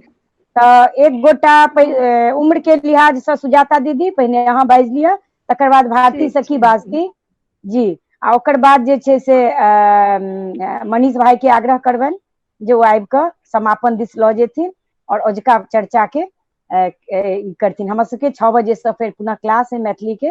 तऽ सुजाता दीदी स्वागत अछि। हाँ सब गुरुजन के तो पहिने जे छोट छी या जे नमहर छी सब गुरुजन छी, सबसे सिखलहुँ सबके प्रणाम शिक्षक दिवस के तरफ से। और हम किछु कहऽ चाहब, आरंभिक शिक्षा तो सबसे पहिने घरे से हेबाक चाही। बहुत लोग जुड़ल छथि, हम कर्नाटक गेलहुँ तऽ सबसे पहिने देखलियै विद्यापति समारोह में बहुत लोग जुड़ल छलथि मैथिली तरफ से। तऽ हम हुनका सबके देखलियनि जे मैथिली से जुड़ल एकटा स्टेटस सिंबल, खराब नहीं मानब, बहुत लोग अहू में जुड़ल है एखन, मैथिली से जुड़नाइ आ काज केनाइ कागजी चिन्हों नहीं हेबाक चाहिए। अहाँके घर में धियापुता हिंदी बाजि रहल है, अंग्रेजी बाजि रहल है, सीना फुला के कहै छथिन हमर बच्चा अंग्रेजीए में बजैया। मैथिली तो पहिने घरे से आरंभिक शिक्षा जहन छै तो आरंभिक शिक्षा घरे से शुरू हेबाक छै, मुदा से बात छै नहीं। हम देखलिए दुर्गत तऽ ई देखलिए दरभंगा में जे रेलवे स्टेशन पर मिथिलाक्षर में लिखल छलै आ कियो गोटा कहि रहल छलखिन है बंगला में लिखल छै। कम से कम नहीं लिखऽ पड़ऽ अबैया मिथिलाक्षर अक्षर ज्ञान तो होइके चाही, जेना रोमन में छै कि मिथिलाक्षर छै कि उड़िया और कन्नड़ कन्नाडा किछु में लिखल छै, तेना तऽ मिथिलाक्षर के पहचान होइके चाही जे लोग कहे जे मिथिलाक्षर छै। ई दुर्दशा तऽ हम नम्हर लोकक मुँह से सुनलियै, बड़ा खराब लागल। ओना हम बच्चे से जुड़ल छी मिथिला से, बहुत नीक से पिताजी इंडियन नेशनल राजावर्ग में रहे, हुनकर सानिध्य में रहि कऽ हुनकर संगी छलखिन मार्कंडेय झा प्रवासी, आ ई जे छै प्रभात चौधरी कुटुम्ब छथि हमर भौजी के भाई छलखिन है। बहुत नजदीक से मैथिली के बच्चे से देखल, और एहन दुर्दशा हम आबि कऽ हमर मैथिली अपन साहित्य में रखने छलहुँ। एते दुर्दशा भऽ रहल छै, मैथिली के अपमान अपने घर में लोग अपने कऽ रहल अछि। आ ई जहन भेलै ने शिक्षा में अनबाक छै, अनबाक जरूरी छै, एहि दुआरे जे बच्चा सब मैथिली बाजियो लैए। हमर बच्चा सब घर में मैथिली बजैए, लेकिन पढ़े में बहुत दिक्कत छै, किया मैथिली जहन लिखल जाइ छै लिखै में कनिक अलग ढंग से लिखल जाइ छै, तखन ओकर सबके उच्चारण अलग भऽ जाइ छै। ताहि दुआरे प्रारंभिक शिक्षा में मैथिली बहुत जरूरी, जे लिखऽ आबै, बाजऽ आबै, बाजऽ तऽ सबके अबै छै, मुदा लिखैयो आबै। आ रहल बात जनमानस या जनभाषा के लोग कोनो जाति या कोनो अथी से जुड़ल नहीं है। हमर भाषा से जब तक बैसल तो हमर गायो बुझैया आरे आरे काले, या कुकुर पोसने छी ओहो बुझैया आठ को जो बैस, सबक भाषा में। तो जब तक लोग रहे छै ओतऽ के ओ भाषा भऽ जाइ छै, और जनमानस के छै ककरो बपौती या ककरो अथी कयल नहीं छै। हम कोनो हाथ भाषा में नहीं बाजि रहल छी, लेकिन भाषा तो भाषा छै, ओहिठाम रहनाइ सब जाति के छै, सब पशु पक्षी तक के भाषा छै। तो भाषा के हम कोनो अथी में नहीं बनि सकै छियै कोनो चीज में, जे हम ही टा बाजब या हमरे टा अछि। मुदा प्रारंभिक शिक्षा बहुत जरूरी, लिखनाइ पढ़नाइ, और ई सब चीज अपना सबके पहिने हमरा सबके घरे से शुरू करऽ पड़त, बाहर से नहीं। घर से जखने शुरू करबै तखने से घर में हिंदी जरूरी छै, बाहर के भाषा सेहो बच्चा जरूर बुझतै। मुदा अहाँ पिज्जा खाकर सब दिन नहीं रहि सकै छी, कियाकि चाउर दालि भात जरूरी छै, रोटियो जरूरी छै, फल फलेरी जेकरा जरूरी छै, तहिना ओ भात दालि बेस छै, मायक दूध बेस छै बच्चा के पोसाइ के लेल। अहाँ ओकरा पिज्जा पर नहीं पोसि सकै छियै। तहिना मातृभाषा ओहिना जरूरी छै। हमरा जनतव्य एहिठाम बहुत विद्वान जन सब छी, लेकिन बहुतों के घर में एहनो हेतनि जे सब हिंदी में बजै छथिन, हमरा तकलीफ होइया इस सुनि कऽ। मिथिला के सब कल्चर के, सब चीज के अपना कऽ और ओकरा आगू बढ़बै के छै। और हम की कहूँ, हम तो सब अपने कतऽ से जुड़ल छी, हम किछु नहीं कऽ सकलहुँ। हमरा मैथिली के प्रति अनुराग रखैतो किछु नहीं कऽ सकलहुँ। एकटा मौका भेटल सखी बहिन पास, सोचे की लगा दिए, की कऽ दिए, मुदा की कहूँ, घरो परिवार में और सब हमरा बहुत भेट रहा है। सब तो सपोर्ट नहीं होता तो हम कतौ के नहीं अथी करतौं। पढ़ाइयो लिखाई केलहुँ तो विवाह बादे हमर पढ़ाई लिखाई थी, बहुत छोटे में बियाह भऽ गेल, इंटर में रहूँ तो सपोर्ट सब तरहे, लेकिन सामाजिक सपोर्ट उतना जरूरी। हमर घर से पहले हम आरंभिक शिक्षा आई से हम सब संकल्प करी जे घर में सबके दुए लाइन मैथिली पढ़नाइयो सिखबियै। मैथिली के तो अखबारो उपलब्ध नहीं होइ छै, सेहो जँ होइ, जँ उपलब्ध होइ तो ओ या पुस्तक टा बच्चा सबके दुइयो लाइन के जँ पढ़ै ने तो अपने जी टूटब कहै छै ना, तहिना जी टूटते और बच्चा सब पढ़ हमर कहते। और पुस्तक जब हम सब आगू बढ़बे तो पुस्तक भेटबे करते, शिक्षा दीक्षा हेबे करते। हम सब गार्जियन छी, हमरा सबके ई बात मान के चलऽ पड़ते। अंग्रेजी हिंदी सब चीज छै, सबके सिरोधार, मुदा मैथिली हमर भाषा अछि। बाहर जाकर जे हम देखे छियै जे लोग के अपन भाषा बाजे, कन्नड़ में कर्नाटका में पहिने कन्नड़ अक्षर में लिखल जाइ छै, कोनो चीज के नाम, दुकान के नाम, केओ गेल है तखन हिंदी या अंग्रेजी रहै छै। वएह चीज हमरा सबके मिथिला में के चाहिए, पहले मिथिलाक्षर में लिखल तखन हिंदी या अंग्रेजी रहल। अगर एहि बात पर संकल्पित रही तहन तो 5 साल में हमरा सबके केओ हाथ नहीं पकड़। 5 साल एहि दुआरे कहलहुँ जे गाँवों में मैथिली हेरा रहल है, गाँवों में अंग्रेजी स्कूल खुलि रहल है। ई सब खुजबे के कारण के मात्र छै जे एकटा जे होइ छै ना, हम बहुत स्मार्ट बनब या हमर बच्चा बहुत इंटेलिजेंट या बाहर जाए के बेसी से बेसी कहियो रोजी रोटी के तलाश IAS वाला बात आब तो ओहो सबके करीब भऽ रहल छै। गामों में ओतबे जरूरी छै जते शहर में जरूरी छै मैथिली भेनाइ। और हम की कहूँ, की कहलहुँ की बजलहुँ, बहुत नीक बात राखलहुँ सुजाता दीदी। और वह जय मैथिली और ई ऊर्जा अहिना बनल रहे, और अपना सब गोटा मिलकर मैथिली के पुनः स्थान मैथिली के आगू लऽ जाय के छै, पाछू तऽ हटबाक नहीं छै। जी जी। अब भारती सखी अपने आबियो, ओकर बाद हमर 2-3 टा सखी जे छथिन से सब कहने, कंचन कंठ सखी, किरण प्रभा सखी, ओकर बाद ममता रानी बउआ, सैब्या बउआ, जे सब बाजऽ चाहे छी छोटो में से ही अपन अपन संवाद जरूर राखी। जी जी जी सखी नमस्कार। जय मिथिला, जय मैथिली। सब गोटे के शिक्षक दिवस के शुभकामना। एखन तो अपना सब मैथिली पर एते जोर देने छी, लेकिन सखी हम सबसे पहिने गुरु मतलब कहऽ चाहब जे अंग्रेजी जे छै से तऽ अंतर्राष्ट्रीय भाषा अछि, ओकरा तऽ जाननाइ बिल्कुल जरूरी छै। कियाकि देश विदेश कतौ जाओ या अपने कंट्री में कोनो अदर स्टेट में जाओ तो ओतऽ अंग्रेजी के बहुत जरूरत होइ छै। कतौ होटल में गेनाइ या जतऽ मतलब अंग्रेजी तऽ जरूरी छै, अंतर्राष्ट्रीय भाषा छै। तहिना हिंदी जे छै से अपन राष्ट्रीय भाषा छै। कतौ जाओ तऽ बेसी से बेसी जगह पर जाके लोग हिंदी में बाजि के अपन काज निकालि लै छै। रहलै पंजाब बंगाल में, तो पंजाब बंगाल से अपना सबके कंपेयर नहीं केनाइ अछि, अपन मैथिली के कंपेयर ककरो से नहीं। पंजाब में एकेटा भाषा बाजल जाइ छै, ओ छै पंजाबी। बंगाल में एकेटा भाषा बाजल जाइ छै, ओ छै बंगाली। तो ओतुका लोग के लेल आसान छै बजनाइ, एक दूसरा के कन्वे केनाइ किछो। लेकिन अपना सब बिहार के एकटा हिस्सा छी, मिथिला कहै तऽ छी मैथिल मिथिला, लेकिन अपना सब बिहार के एकटा हिस्सा छी। कतौ देश विदेश में पूरा वर्ल्ड में अगर अपन सबके नाम लेल जाय तऽ बिहार कऽ के लेल जाय। तऽ बिहार के एकटा हिस्सा छी। अपना सबके इहो बुझल है जे बिहार में बहुत भाषा छै, एहन कि अपना मिथिले में लिअ ना, सहरसा के लोग अलग बजै छै और पूर्णिया में लोग अलग बाजै छै, अपना मुजफ्फरपुर में चलि जाउ तऽ अलग बाजै छै, अपन दरभंगा मधुबनी में लोग अलग बाजै छै। तऽ तें जे छै से कंपेयर नहीं छै करऽ के, खाली ई देखऽ के छै जे अपना सब की करबै जे अपन सबके मैथिली आगू बढ़त। तो ओहि लेल हम और अहाँ तऽ हमेशा डिस्कशन में रहै छी जे मैथिली के आगू बढ़ाओ और सीखू सिखाओ।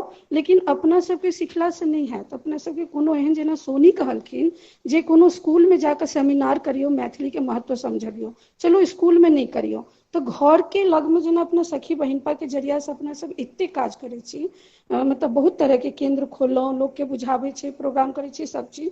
तऽ एहनो एकटा काज शुरू करू जे जाकऽ महिला के इकट्ठा कऽ कऽ मैथिली के वैल्यू बुझबियौ, माते के सिखा, माता पिता के सिखबऽ के छै, बताबऽ के छै।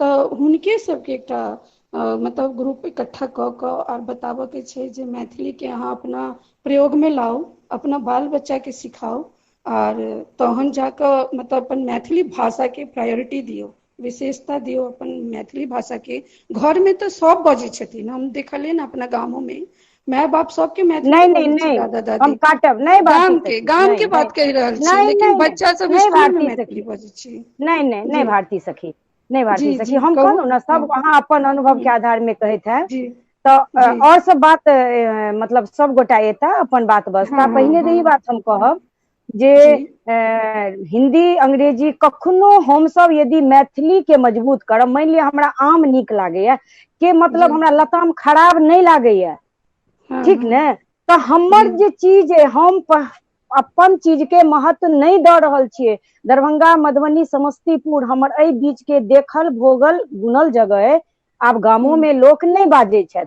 तखन अहाँ कहबै घर से शुरुआत के बात, तो अपना हाँ सब तो हाँ अहाँ जे कहलियै ने जे अपना सब बहुत काज कर रहल छी, काज करबा के, हाँ तो 30,000 मैथिलानी के बीच में सखी जी बहिनपा में दिन हाँ राति ई यह चीज चर्चा तो होइत घटल रहै छै। जाइया जी ने, यह चीज बिल्कुल ना बिल्कुल मैथिली हाँ के हाँ छोड़ कर और फोटो नहीं, वो तो काज हाँ अपना सब हाँ ऑलरेडी कर रहल छी। और जी ई हाँ जे बात है सबके लोग के इकट्ठा क के बजनाइ, तो जी जनगणना में मैथिली वाला जे विषय है, ओहि में हम सब जी मैथिली अपन हाँ मातृभाषा के महत्व के बारे में काज तो शुरू है। कोरोना हाँ दुआरे जे हाँ रुकल है, अपना सब हाँ लगातार सोशल हाँ मीडिया हाँ पर काज ओहिमे तऽ कर रहल हमसभ छी। हमेशा हाँ ओहि कॉलम के जी मैथिलीए भरैत एलियै हाँ, हमेशा। लेकिन भाषा तऽ कोनो खराब, कंपेयर एहि दुआरे भाषा कि हम हाँ सब हीन भावना के शिकार छी, मानू ना। कते गोटा हाँ एते जुड़ल छी, हमरा मान लिअ 20 बिल्कुल गोटा छी, मानै हमरा अखनो बिल्कुल लागैया हाँ हाँ बच्चा संगे हम सब नहीं बाजै छी, हिंदी बाजै छी, अंग्रेजी, कोनो बेजाय बात नहीं छै। बिल्कुल ई तऽ अपन व्यक्तिगत अछि सखी, जे एक बात हाँ सुन, अपन व्यक्तिगत अछि, हमही अहाँ एक दोसरा के मजाक उड़बै छियै।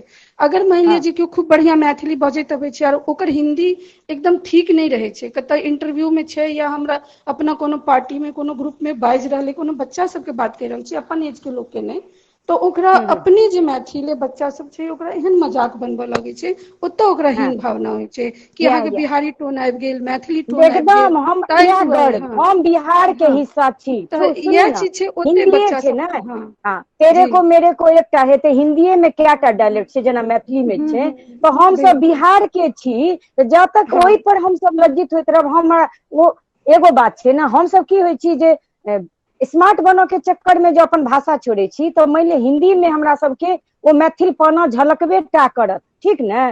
ई हाँ हमर बिल्कुल अहाँके हाँ काज है जो बच्चा के कहियो, हम सब जो बिहार और नेपाल के हिस्सा छी, तो हमर सबके जी बाजो में ओहि क्षेत्रीय ओकर टोन आबिए जाइ प्रभाव जे हाँ छै क्षेत्रीय परिस्थिति प्रभाव के छै हाँ पड़बे टा बिल्कुल करत, और ओहि पर तू हाँ गर्व कर। ई हमर हाँ अहाँके भऽ रहल है सखी, केओ ककरो जी मजाल नहीं छै जे अपना बच्चा के अहाँ जे कहि देबै और ओकरा बुझा, तर्क लेकिन देबऽ पड़त, कारण सही देबै, बस भऽ गेलै, ओतबी तऽ केनाइ, तो एतबी ओ छोट तऽ ओ जे घर से टोन जे छै, शुरुआत। ओ तऽ जे बंगाली बजै छै जे बंगला हाँ जे बच्चा बाजि रहल ओकरो में टोन आबै छै, ओकरो लोग पकड़ लै छै हाँ कि ओ बंगाली हाँ छै, हाँ नीक जे बात। पंजाबी हाँ बजै ओ छै सब ओकरो में खुशी टोन आबै मनाबै छै। छै, हाँ वो सब तो खुशी मनबै लेकिन छै, हम सब झाँपै छियै। नहीं नहीं मैं तो यही हाँ बात नहीं नहीं बिहार से नहीं हम्म, है, मैं तो मतलब हम जतऽ हाँ जन्मल हम ओतै के भऽ गेलहुँ।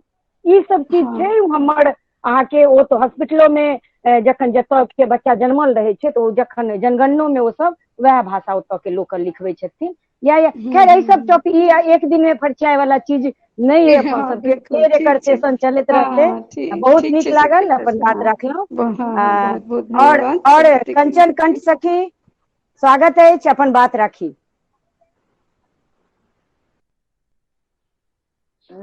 प्रणाम सब गुरुजन के, शिक्षक दिवस के बधाई सुनाई पड़ रहा है सब गोटे के। हाँ हाँ हेलो एकदम हाँ स्पष्ट है बाबू। हाँ एक्चुअली हमरा आवाज कम आबि रहल है तो अहाँ सब कनी बता देब।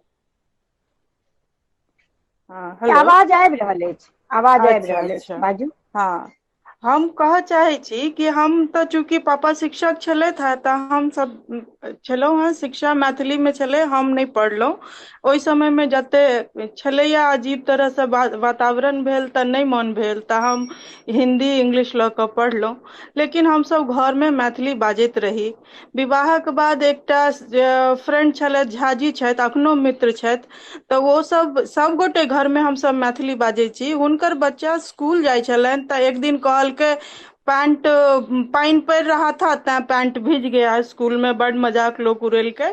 लेकिन घर में एलै तऽ ओ समझा देलखिन कि कोनो बात नहीं छै, लोग धीरे धीरे हिंदी सीख जेतै। आइ ओ बच्चा IIT कानपुर से BE कऽ कऽ ओकर बाद स्टैटिक्स कैलकटा से पढ़ि कऽ फ्रांस में अखन ओतऽ टीचर छथिन ओ बच्चा। आ हुनकर बेटियो MBA मैनेजमेंट कऽ कऽ और ओ ICICI बैंक में छलखिन हैं। अखन हुनकर IAS से बियाह भऽ गेलनि, DAV स्कूल के प्रिंसिपल छथिन। तऽ ई भाषा लऽ कऽ अपना सबमे ई जे कंट्रोवर्सी चलि रहल है कि घर में सिखतै बाहर नहीं बजतै, हीन भावना भऽ जेतै, नहीं होइ छै। लेकिन अपन धरोहर ओ पकड़ि लेलखिन ओ बच्चा सब। आ हम सब मुंबई में रहै छी, हमर बच्चा सब मैथिली घरों में बाजैया, एज यूजुअल हिंदी इंग्लिश सेहो बाजैया सब।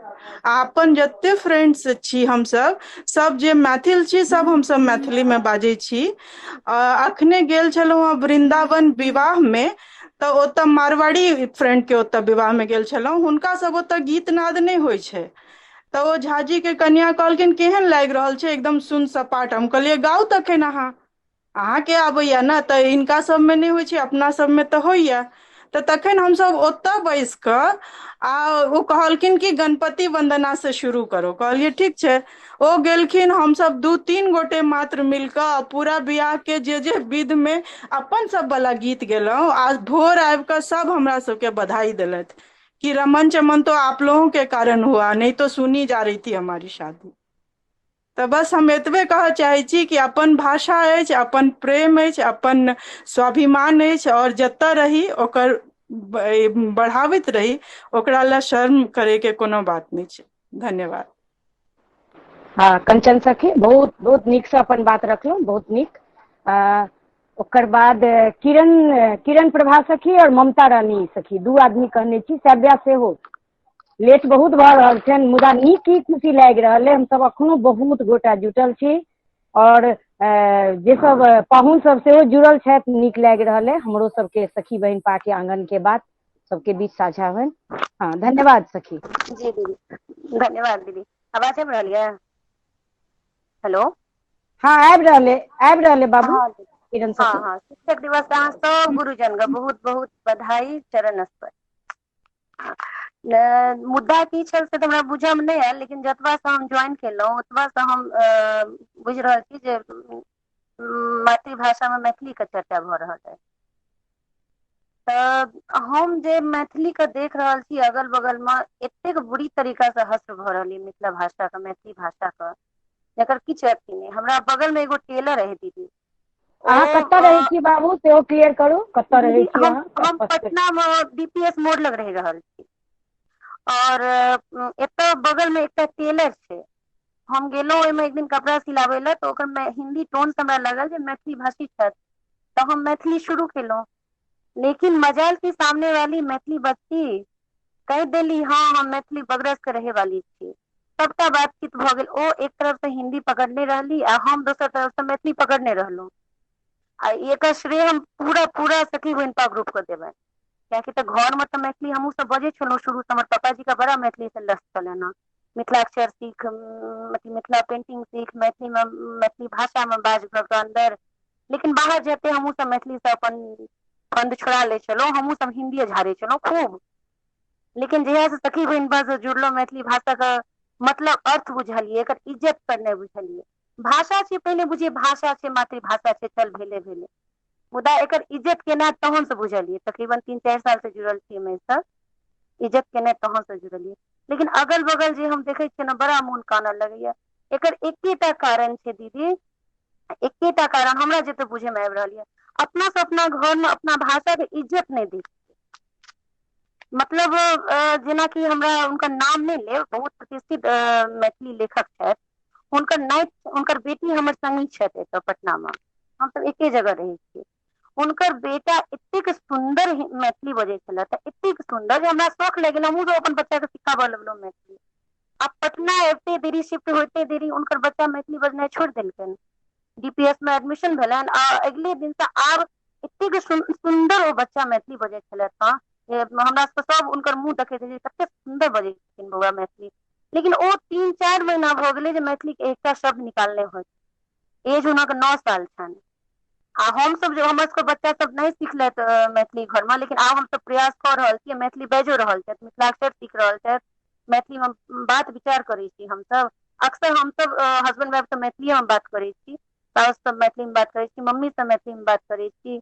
मुदा मैथिली भाषा अपना घरे में हम जे शुरू में देखैत एलियै, अपना घरे में इज्जत नहीं होइ छै मैथिली भाषा के। घर से इज्जत बहुत जरूरी छै। गाँव में एतेक मैथिली के दशा देखलहुँ खराब दीदी, एकर अंत नहीं छै। गाँव में हिंदी बच्चा सबको बजैत देखे छियै। तकरीबन हम 13 साल के बाद, विवाह के बाद हम अपना नैहर गेलहुँ, गाँव के नैहर। मम्मी सब पटने में शिफ्ट छथि, लेकिन हम गाँव गेलहुँ 13 वर्ष के बाद। किछु अनहोनी घटना घटि गेल, ओ लऽ कऽ गाँव जाय पड़ल। गाँव गेलहुँ, गाँव के तो दृश्य बदलि गेल। जे भाती छलथि, जते भाई छलथि दूर के, सब हमरा से संगे हिंदी में बात करैत। हम एगो से पूछली किया कृष्ण मुरारी अहाँके मैथिली नहीं अबैया? आ तो जा दीदी हम तो बुझलिए अहाँ सब एते दिनक बाद एलियै हँ तो मैथिली में बात नहीं करबै। कहलियै से किया, हम सब मैथिली नहीं छी, शिफ्ट भऽ गेलहुँ पटना में, शिफ्ट भऽ गेलहुँ मुंबई में, दिल्ली में, अमेरिका में, एकर मतलब की मैथिली नहीं बाजब? तो मतलब अगर बाहर से एलहुँ हँ या अगर हम गाँव में छी, अगर हम मैथिली बाजि रहल छी तो हम खसल छी। 3 भावना आबि गेल अछि अपना सबमे अपना भाषा के लऽ कऽ। जे मैथिली बाजत ओकरा हीन भावना से देखल जेतै, ई एकदम घर कऽ गेल छनि गाँव में। एहि चीज को दूर केना करी हमरा समझ नहीं आबैया, लेकिन ई चीज को आप दूर नहीं करब तो मैथिली के बहुत खराब भऽ जायत स्थिति। दूर केना बहुत आवश्यक। बौआ हाँ किरण बौआ अहाँके बात सब सुनलहुँ और यह छै असल दुखद अब मैथिली के अवस्था। मुदा हम फेर कहै छी, अहाँ कहलियै ने जे हम जगलिए, हमरा 3-4 साल से लागि रहल है, तहिना अहाँके आगू बादो में ओ महिला भेटती तो अहाँके बाजब के अथिये की कहे छै मैथिली। हाँ क्या कहै छी, यह तरीका छै, यह तरीका छै, चिंता नहीं करबाक छै बौआ। हम मातृशक्ति ठानि लेबै ने, अपना सब सबसे पहिने एकर दोषी बने छी, अपना सब ठानि लेबै, हमर मैथिली कतौ नहीं जेती। दीदी एक लाइन हमहूँ बाजब दीदी। हाँ ठीक है, बात बाकी अगला क्लास में बात करब। ठीक है दीदी एक लाइन हमहूँ बाजब। हाँ ठीक छै के मीरू बौआ। हाँ जल्दी जल्दी अपन बात राखू बेटा, अपना सबके क्लासो अछि और पाहुन सबके से हम सब बहुत देर से, ओना हुनको सबके नीके लागि रहल, सब मैथिली अनुरागी सब छथि, खुशी लागै छै। हमर पापा पुलिस में छलथि हँ दीदी, हमर पापा एहि दुआरे ओ फेमस छलथि हँ कि जतऽ जाइ छलखिन हँ अपन भाषा के हमेशा यूज करै छलखिन हँ। तऽ एसपी हो या सीनियर ऑफिसर हो कतौ, तो सब उनका यह कहे चले ना, मिश्रा जी में एक क्वालिटी बहुत अच्छी है कि जहाँ भी जाते हैं अपनी भाषा नहीं छोड़ते हैं। हम सब शुरुए से दीदी मैथिली अनुरागी रहूँ, हमरा घरों में मैथिली बाजी छलौ। पापा जत तक बाहरे पोस्टिंग में रहलथि, लेकिन हम सब शुरुए से, और सासुरो एलहुँ तो सासुरो में वो चीज सबटा सब दिन से हमरा सबके भेटल। तो ओहि हिसाब से हम तो यह कहब जे एहिमे कोनो शर्म के वाला बात नहीं छै। जहन हमर सब के पापा एते बढ़िया पोस्ट पर रहे, ओहो जतऽ जाइ छलै तऽ मैथिली बाजै छलै तऽ ओहिसँ आइ तक कहियो हसर तऽ नहि झुकल। तऽ हम तऽ इएह कहब जे अगर लोग एहि बातके छिपबै छै जे हम मैथिली बाजै छी तऽ ओहि लेल बहुत दुख होइए ई बात सुनि कऽ। से तऽ हमहूँ फेस करै छी, पर हम जतऽ भेटलहुँ, हमर पूरा सोसाइटी, एखन हम दिल्लीमे छी, पूरा सोसाइटी दीदी मिथिलाञ्चलके छै और गर्वसँ हमसब आपसमे एक दूसरेसँ मैथिलीमे बात करै छी और हमरा सबके नीक लागैए। हमसब हिन्दी यूज नहीं करी छी दीदी। बस और बस यह जे है ने, यह चीज के बना कर रखबाक है। और ओही से कहलहुँ ने जे प्रचार प्रसार, सबसे बड़का प्रचार प्रसार इएह होइ छै। बड़का बैनर या ओ लगा या मंच पर भाषण दऽ कऽ किछु नहि छै। ई जे हमसब करब ने, असल हमर सबके समाज जायत। बहुत नीक बात राखलहुँ। और आब के ममता रानी बौआ, अहाँ किछु कहऽ चाहै छी तऽ आबियौ, ओकर बाद मनीष बौआ के कहबनि जे ओ जी अपन दीदी। बात समापन दिस जेथिन। और 1 मिनट, सिंधु दीदी लिख रहल छथि, रोहित बौआ अपने सब। दीदी हम फेर स्पष्ट करऽ चाहै छी, रोहित भाई मैथिली के लेल भयंकर कार्यकर्ता छथि। ठीक दीदी, अहाँ बात बुझू। ओ सिर्फ न अपना लेल, न कोनो, ई सामाजिक रूपसँ, कियाकि हुनका विश्वास छनि एहि सखी बहिन पर, मातृशक्ति पर। और ई अपना सबके कहलथि हो, अपन सबके अंदरूनी गप अइ। आगू हम सब सावधान रही कोनो स्टेटमेंट दै से। अहाँके इंटेंशन बेजाय रहे या अहाँ जानि कऽ किनको टारगेट केलिए नहि, एहन बात नहि छै। तें प्लीज अहाँ कूल रहू, हम बहुत आदरणीय छी। मैथिली लए अहाँके जे अनुराग अइ, अपना सब एके छी, तें प्लीज ई सब बात दिमाग से निकालू। ममता रानी आबो अपन बात राखैत, ओकर बाद मनीष भाई के जी कहबनि हाँ जे अपन विचार राखैत एकरा जी समापन दिस लऽ चलथिन। जी सब गुरुजन के सादर नमन करैत आइ सब सखी सहित शिक्षक दिवस के हार्दिक शुभकामना व्यक्त करै छी।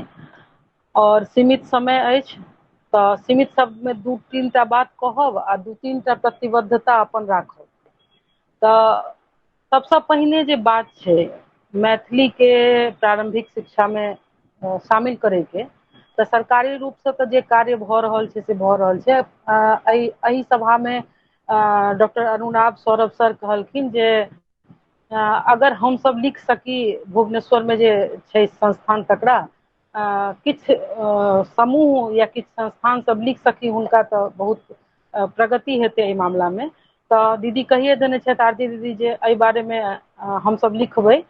संगहि एहि मंच पर एखन उपस्थित छथि एकटा बहुत नमहर संस्था जे काज कऽ रहल अइ मिथिलाक्षरके लेल, मैथिलीके लेल, मैथिली भाषाके लेल, सिद्धरस्तु संस्थाके एकटा मेंबर ओहिमे छथि मनोरमा झा दीदी। तऽ हुनकोसँ आग्रह हम करबनि जे ओहो अपना संस्थाके दिससँ एहि क्षेत्रमे जे कऽ सकैत छथि ओहिके लेल अग्रसर हेथिन। हमर कहब ई अछि जे जब तक हमसब भावनात्मक रूपसँ अपना बोलीसँ नहि जुड़बै, तब तक, हमसब कहैके मतलब अछि हमरा महिला शक्तिसँ, तऽ जब तक हमसब ओहिसँ नहि जुड़बै तब तक किछु सम्भव नहि छै।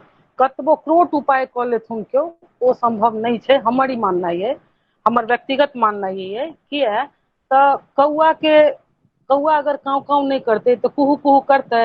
नहि करतै, ओ नीक नहि लगतै ओकरा मुँहसँ।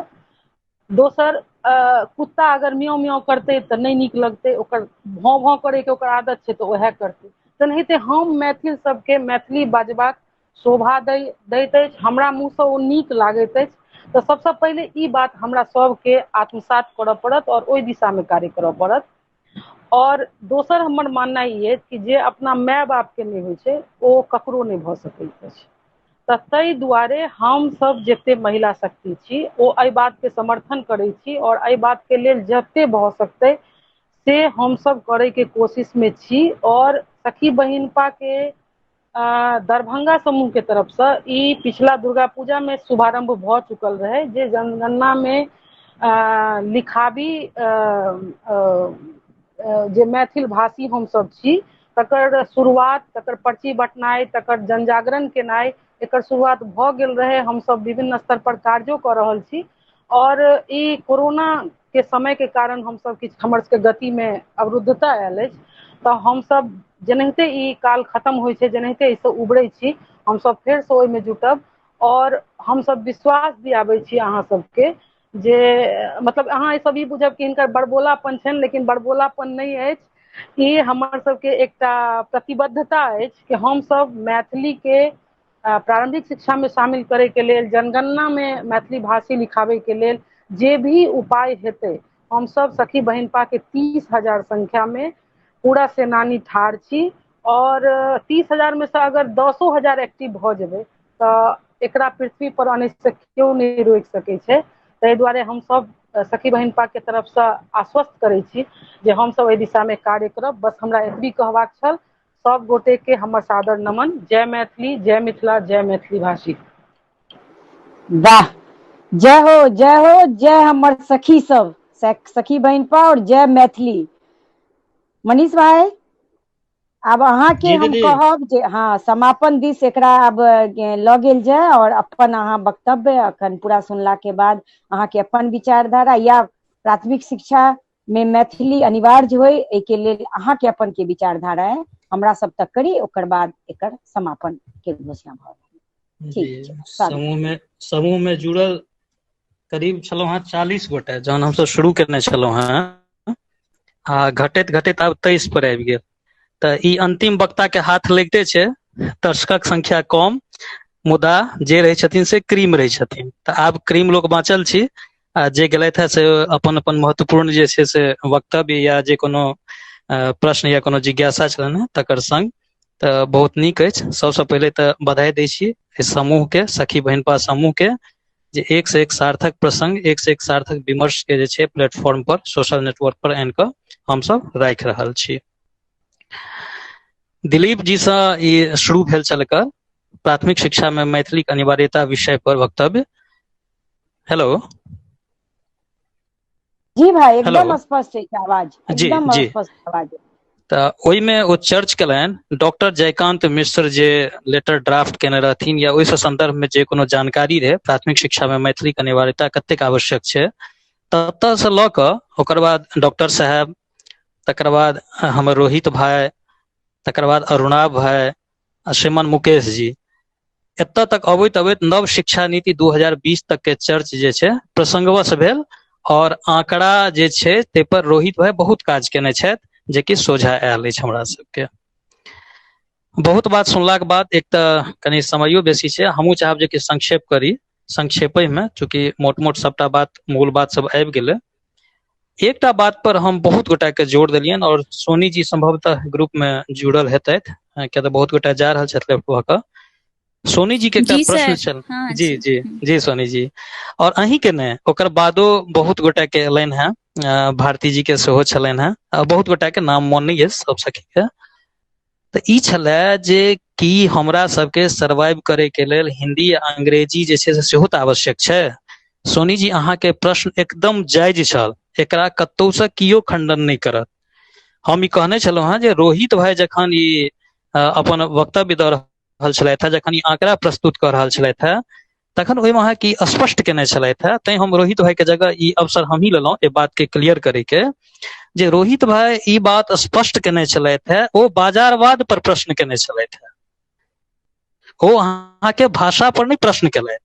हुनकर कहे के मतलब एकर जे बाजारवाद छै ओ कतौ न कतौ ए पर हावी भऽ रहल छै, ओकर प्रभाव एतेक बढ़ि चढ़ि कऽ भऽ गेल छै जे अहाँ के कतौ न कतौ मातृभाषा के जे एकटा उभार हेबाक चाही, जे एकटा स्थान हेबाक चाही, तई चीज में कतौ न कतौ बाधक बनै छै। एकर मतलब ई नहीं जो संपूर्ण रूप से बाधित कऽ रहल छै या एकटा बाधक तत्व छै, से नहीं छै।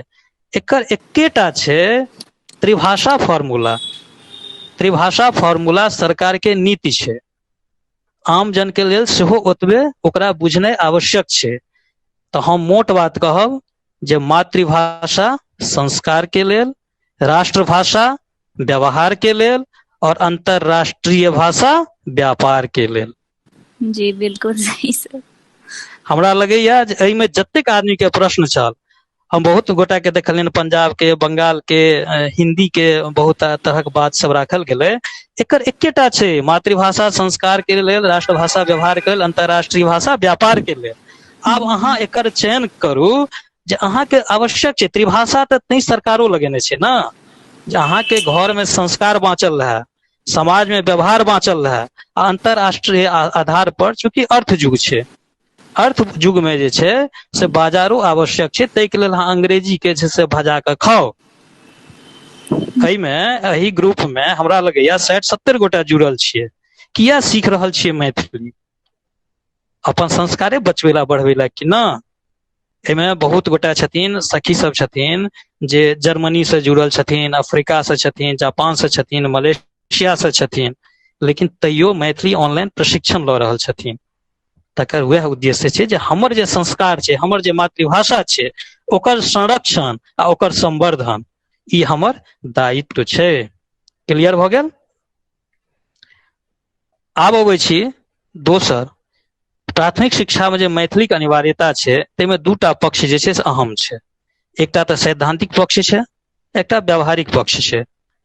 सैद्धांतिक पक्ष जे सरकारक कर्तव्य छै, जतऽ ओ नीति निर्धारित करते, जतऽ ओ हमर जे फॉर्मेट छै, हमर जे रिक्वायरमेंट छै, हमर जे आवश्यकता छै, हमर जे मांग छै, ओकरा मान्य करते, मान्यता देते, जेना कि संवैधानिक रूप में एकरा मान्यता भेटलै। तहिना नव शिक्षा नीति में दिलीप सर बड़ बढ़िया कहने छलखिन हैं, या अरुणाभ भाई सेहो कहने छलखिन हैं, जे नीति जे छै से कोनो अंतिम निर्णय नहीं होइ छै, नीति में तो बहुत तरह संशोधन होइ छै। तऽ ताहि के लेल अहाँके इंगित करऽ पड़त, हमरा अहाँके मांग एखने से उठबऽ पड़त। अखिलेश सर बड़ बढ़िया कहने छलखिन हैं जे मैथिली जे छै ओकरा अहाँके हिंदी भाषी क्षेत्र कऽ कऽ जे छै से अहाँके इंगित कयल जा रहल अछि।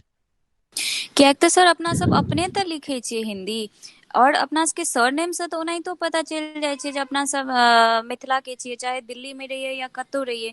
तऽ अगर मैथिली नहीं लिखै छियै ताहिके मतलब सरनेम सेहो हटा दै छी फिर अपना सब, जे सब मतलब हिंदी लिखे छथिन। किया तऽ सरनेम से तो ओनाहिते पता चलै छै जे अपना सब मिथिला के छियै।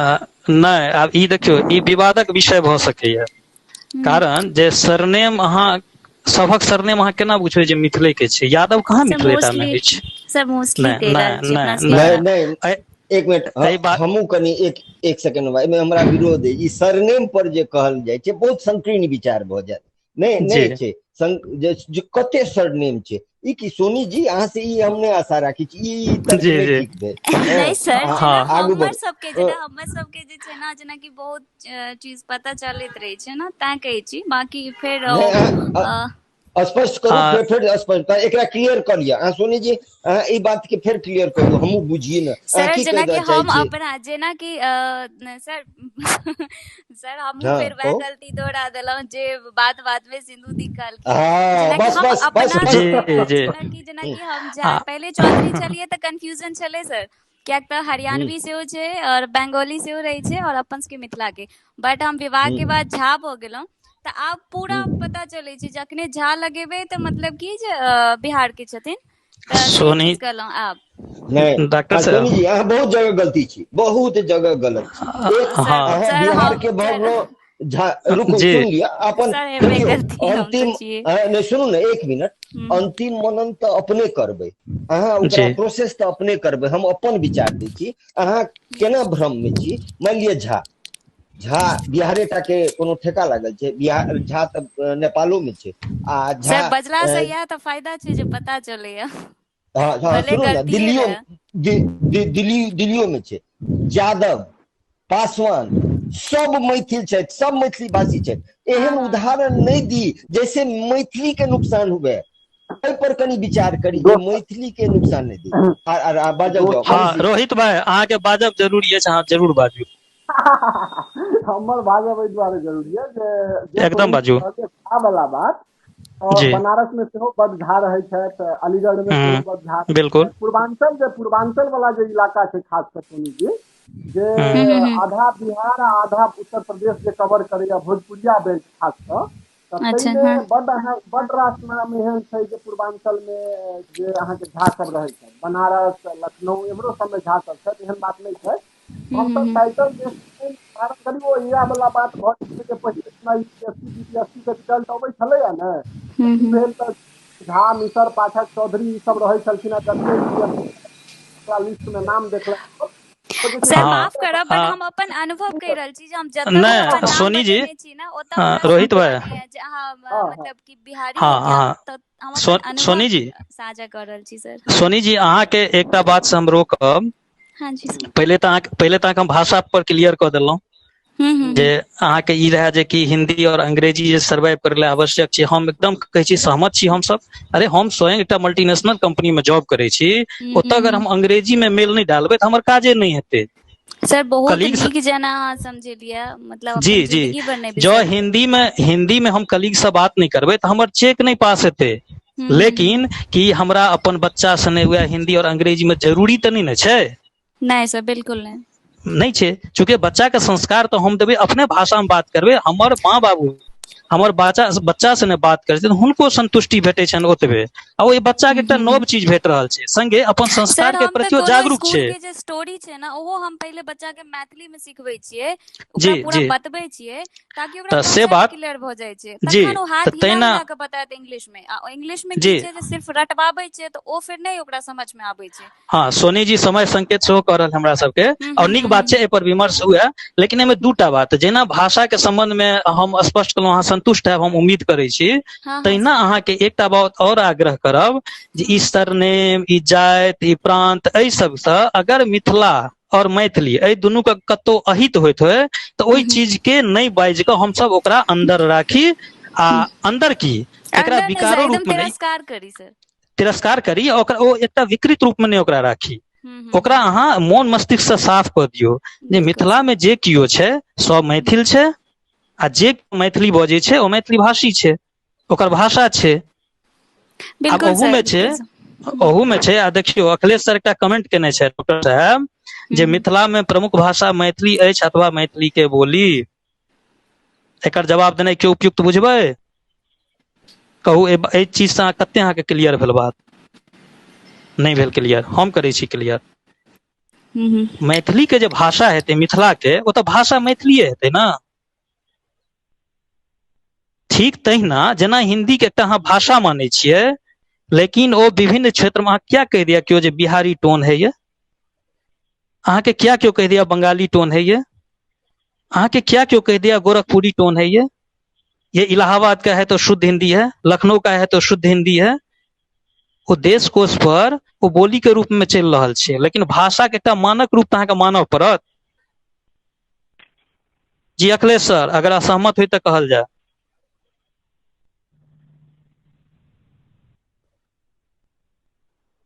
नहीं हाँ, हम पूर्ण सहमत छी, पूर्ण सहमत छी। हम हमर बात के यहाँ बड़ा नीक जकाँ रखलहुँ।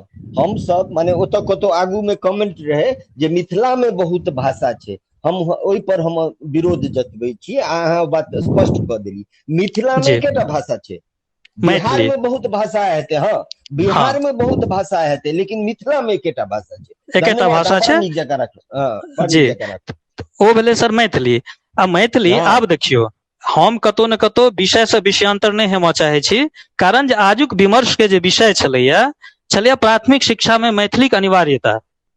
आब अहाँ देखियौ ओहि बात के हम ओते उठा के लऽ जा रहल छी जे एकटा दीदी केओ बाजल छलखिन हेँ जे भागलपुर में अलग मैथिली बाजल जाइ छै, मुजफ्फरपुर में अलग, समस्तीपुर में अलग, दरभंगा, मधुबनी, सहरसा, पूर्णिया अलग ठाम अलग अलग मैथिली बाजल जाइ छै।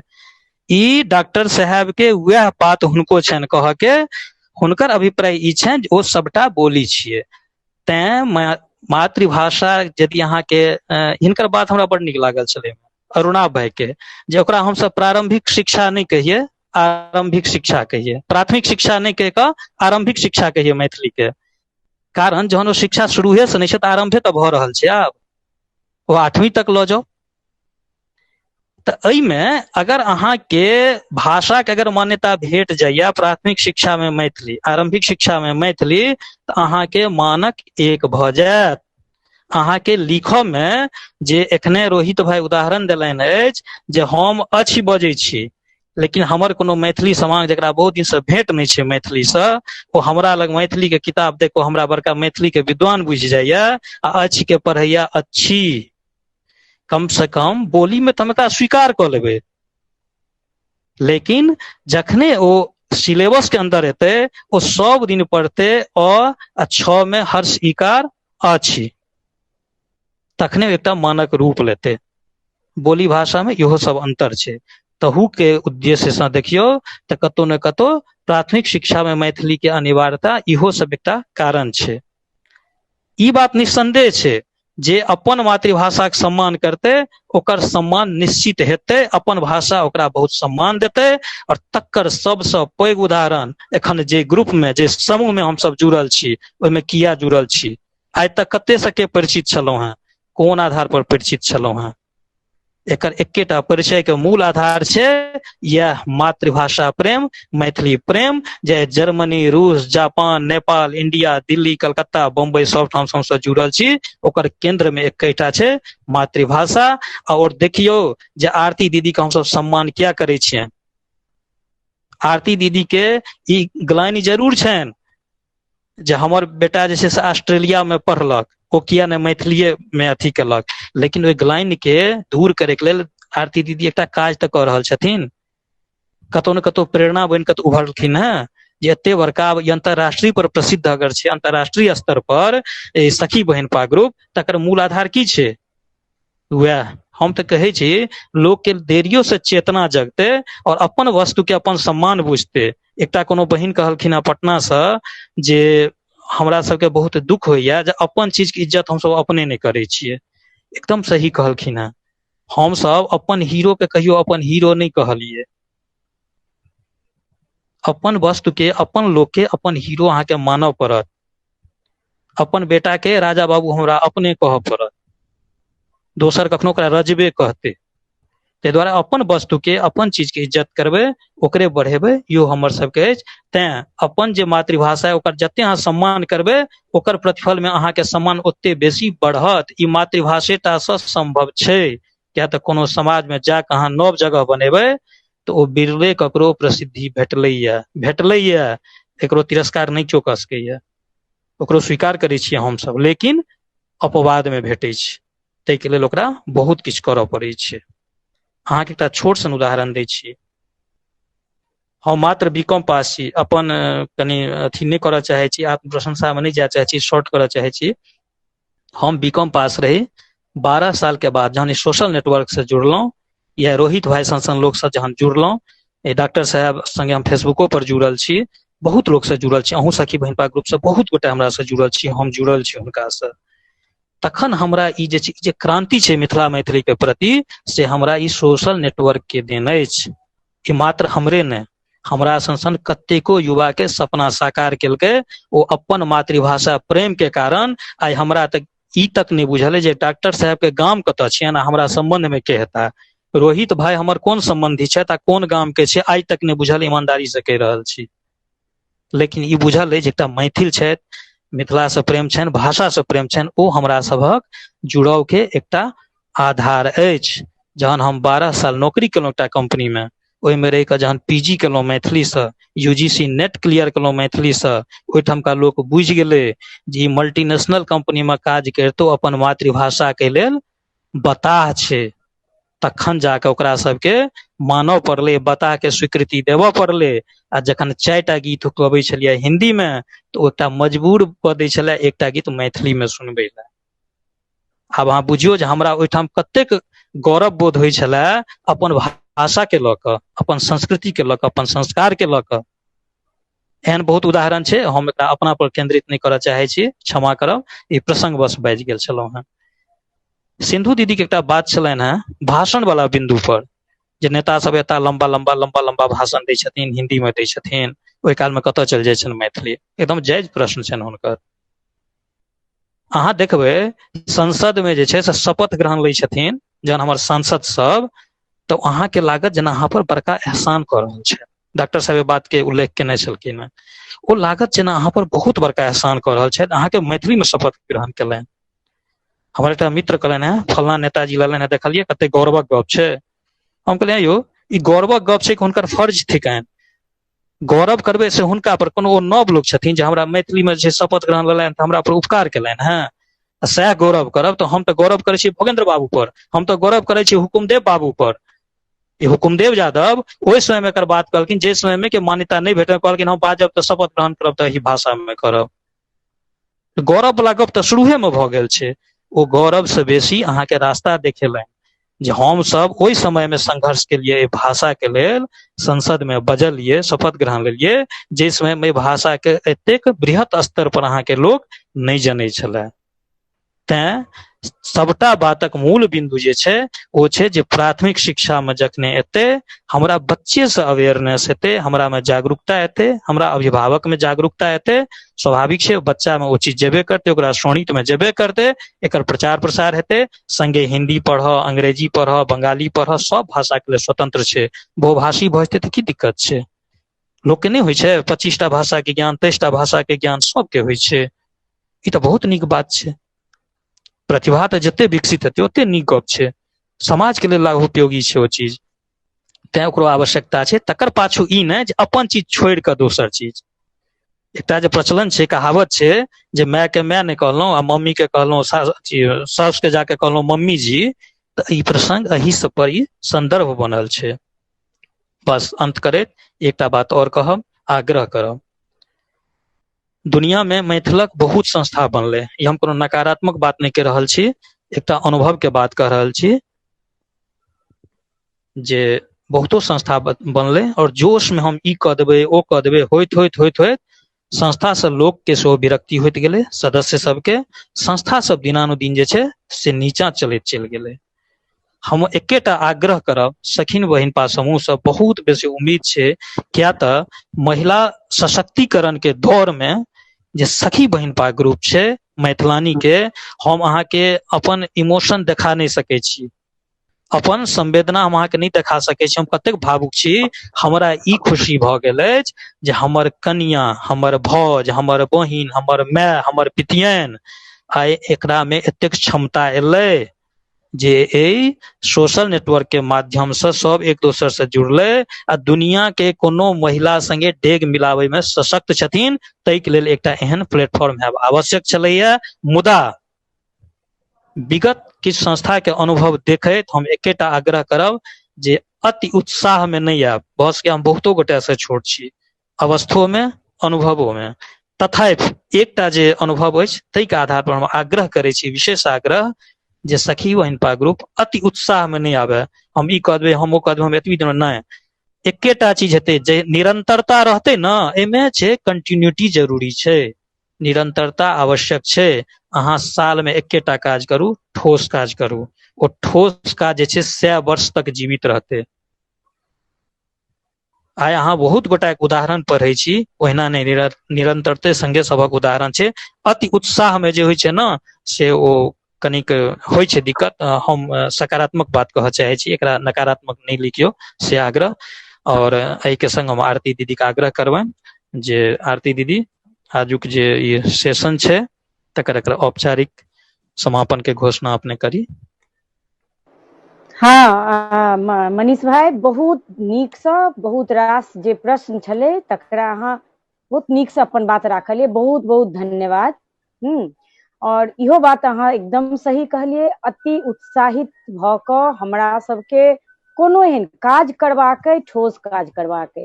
मुदा एकटा फेर ई बात के अहाँ के हम जवाब देबऽ चाहब मनीष भाई, जेना अहाँ कहलिए साल में एकेटा काज करू लेकिन ठोस करू नहीं, एकर हम काटब मनीष भाई। आइ साल में एकेटा कार्यक्रम बहुत संस्था वाला सब साल में एक बेर विद्यापति समारोह करैत रहला है, अधिकतर सएह भेलैया, या कोनो कवि गोष्ठी टाइप काज होइत रहले। दीदी काज नहीं भेलै, ओ तो प्रचार भेलै संस्था के। हाँ हाँ, हम अहाँ के की कहै छी, चूंकि हम सब विश्व भर में छी मनीष भाई, कहे के मतलब आइ यदि जनवरी में कलकत्ता वाली सखी सबके एकटा कोनो काज करबाक छनि तो हम एहि दुआरे एहि विकल्प में नहीं रोकि सकै छियै जहाँ साल में एके बेर करू। हम बहुत जगह पसरल छी ने, ई प्लेटफॉर्म, ई संस्था, एकरा की कहबै, हमरा लागैया शायद हम सब अपना आपे में जतेक सखी छी अपना आप में एकटा संस्था छी। ई हमर अभियान रहैया, जिनका जे लागैया अहीं के प्लेटफॉर्म, अहीं के मैथिली है और अहीं के मैथिलानी, ई दूटा चीज के सशक्त बनबो के हम सब 50% होइतो आई हमर सबके, हम सब प्रत्येक संस्था में आइ तक सूप चंगेरा में पाग दोपटा ल क शोपीस बन क नहीं रह सकै छी। हमरो सबके अधिकार चाहिए। संस्था में जो कोनो विचार बिंदु होइ छै तो हमहू सब ओहि में अपन विचार राखि सकी, हमरो सबके विचार के मान भेटा, हमरा सबके नहीं भेटल। हम सब उपेक्षित होइत रहलहुं, अपन भाषा के लऽ कऽ हुए, अपन अस्तित्व के लऽ कऽ हुए। तो हमरा लागि रहले भाई जे जोश जरूरी छै। हाँ, ओहि जोश में कियाकि जे हाँ संस्था सिर्फ एहि लेल लागतै जे हमर नाम हुए, नहीं, बिल्कुल हमर काज पर का, फोकस छै, मैथिली काज जतऽ छै। हाँ हाँ दीदी हम वह चीज कने स्पष्ट करऽ चाहलहुँ। हमर एकेटा के हाँ अभिप्राय मतलब एकेटा सीमित नहीं हम कहऽ चाहलहुँ। हमर कहे हाँ के मतलब है जे काज करी सृजनात्मक काज हुए, अहाँ के एकदम हाँ विज्ञापन वाला काज नहीं। विद्यापति पर्व समारोह होइ छै, अहाँ जाओ ईमानदारी से यदि विद्यापति पर अहाँ 10 मिनट किनको अहाँ ओहिठमा वक्तव्य सुनिए, नहीं हाँ सुनबनि। पागमाला डोपटा जे छै, जे पर सभक आक्षेप छै, इवन हमहूँ छी भुक्तभोगी, हमहूँ देखलहुँ हैं कए ठाम, ओकर प्रत्यक्षदर्शी छी।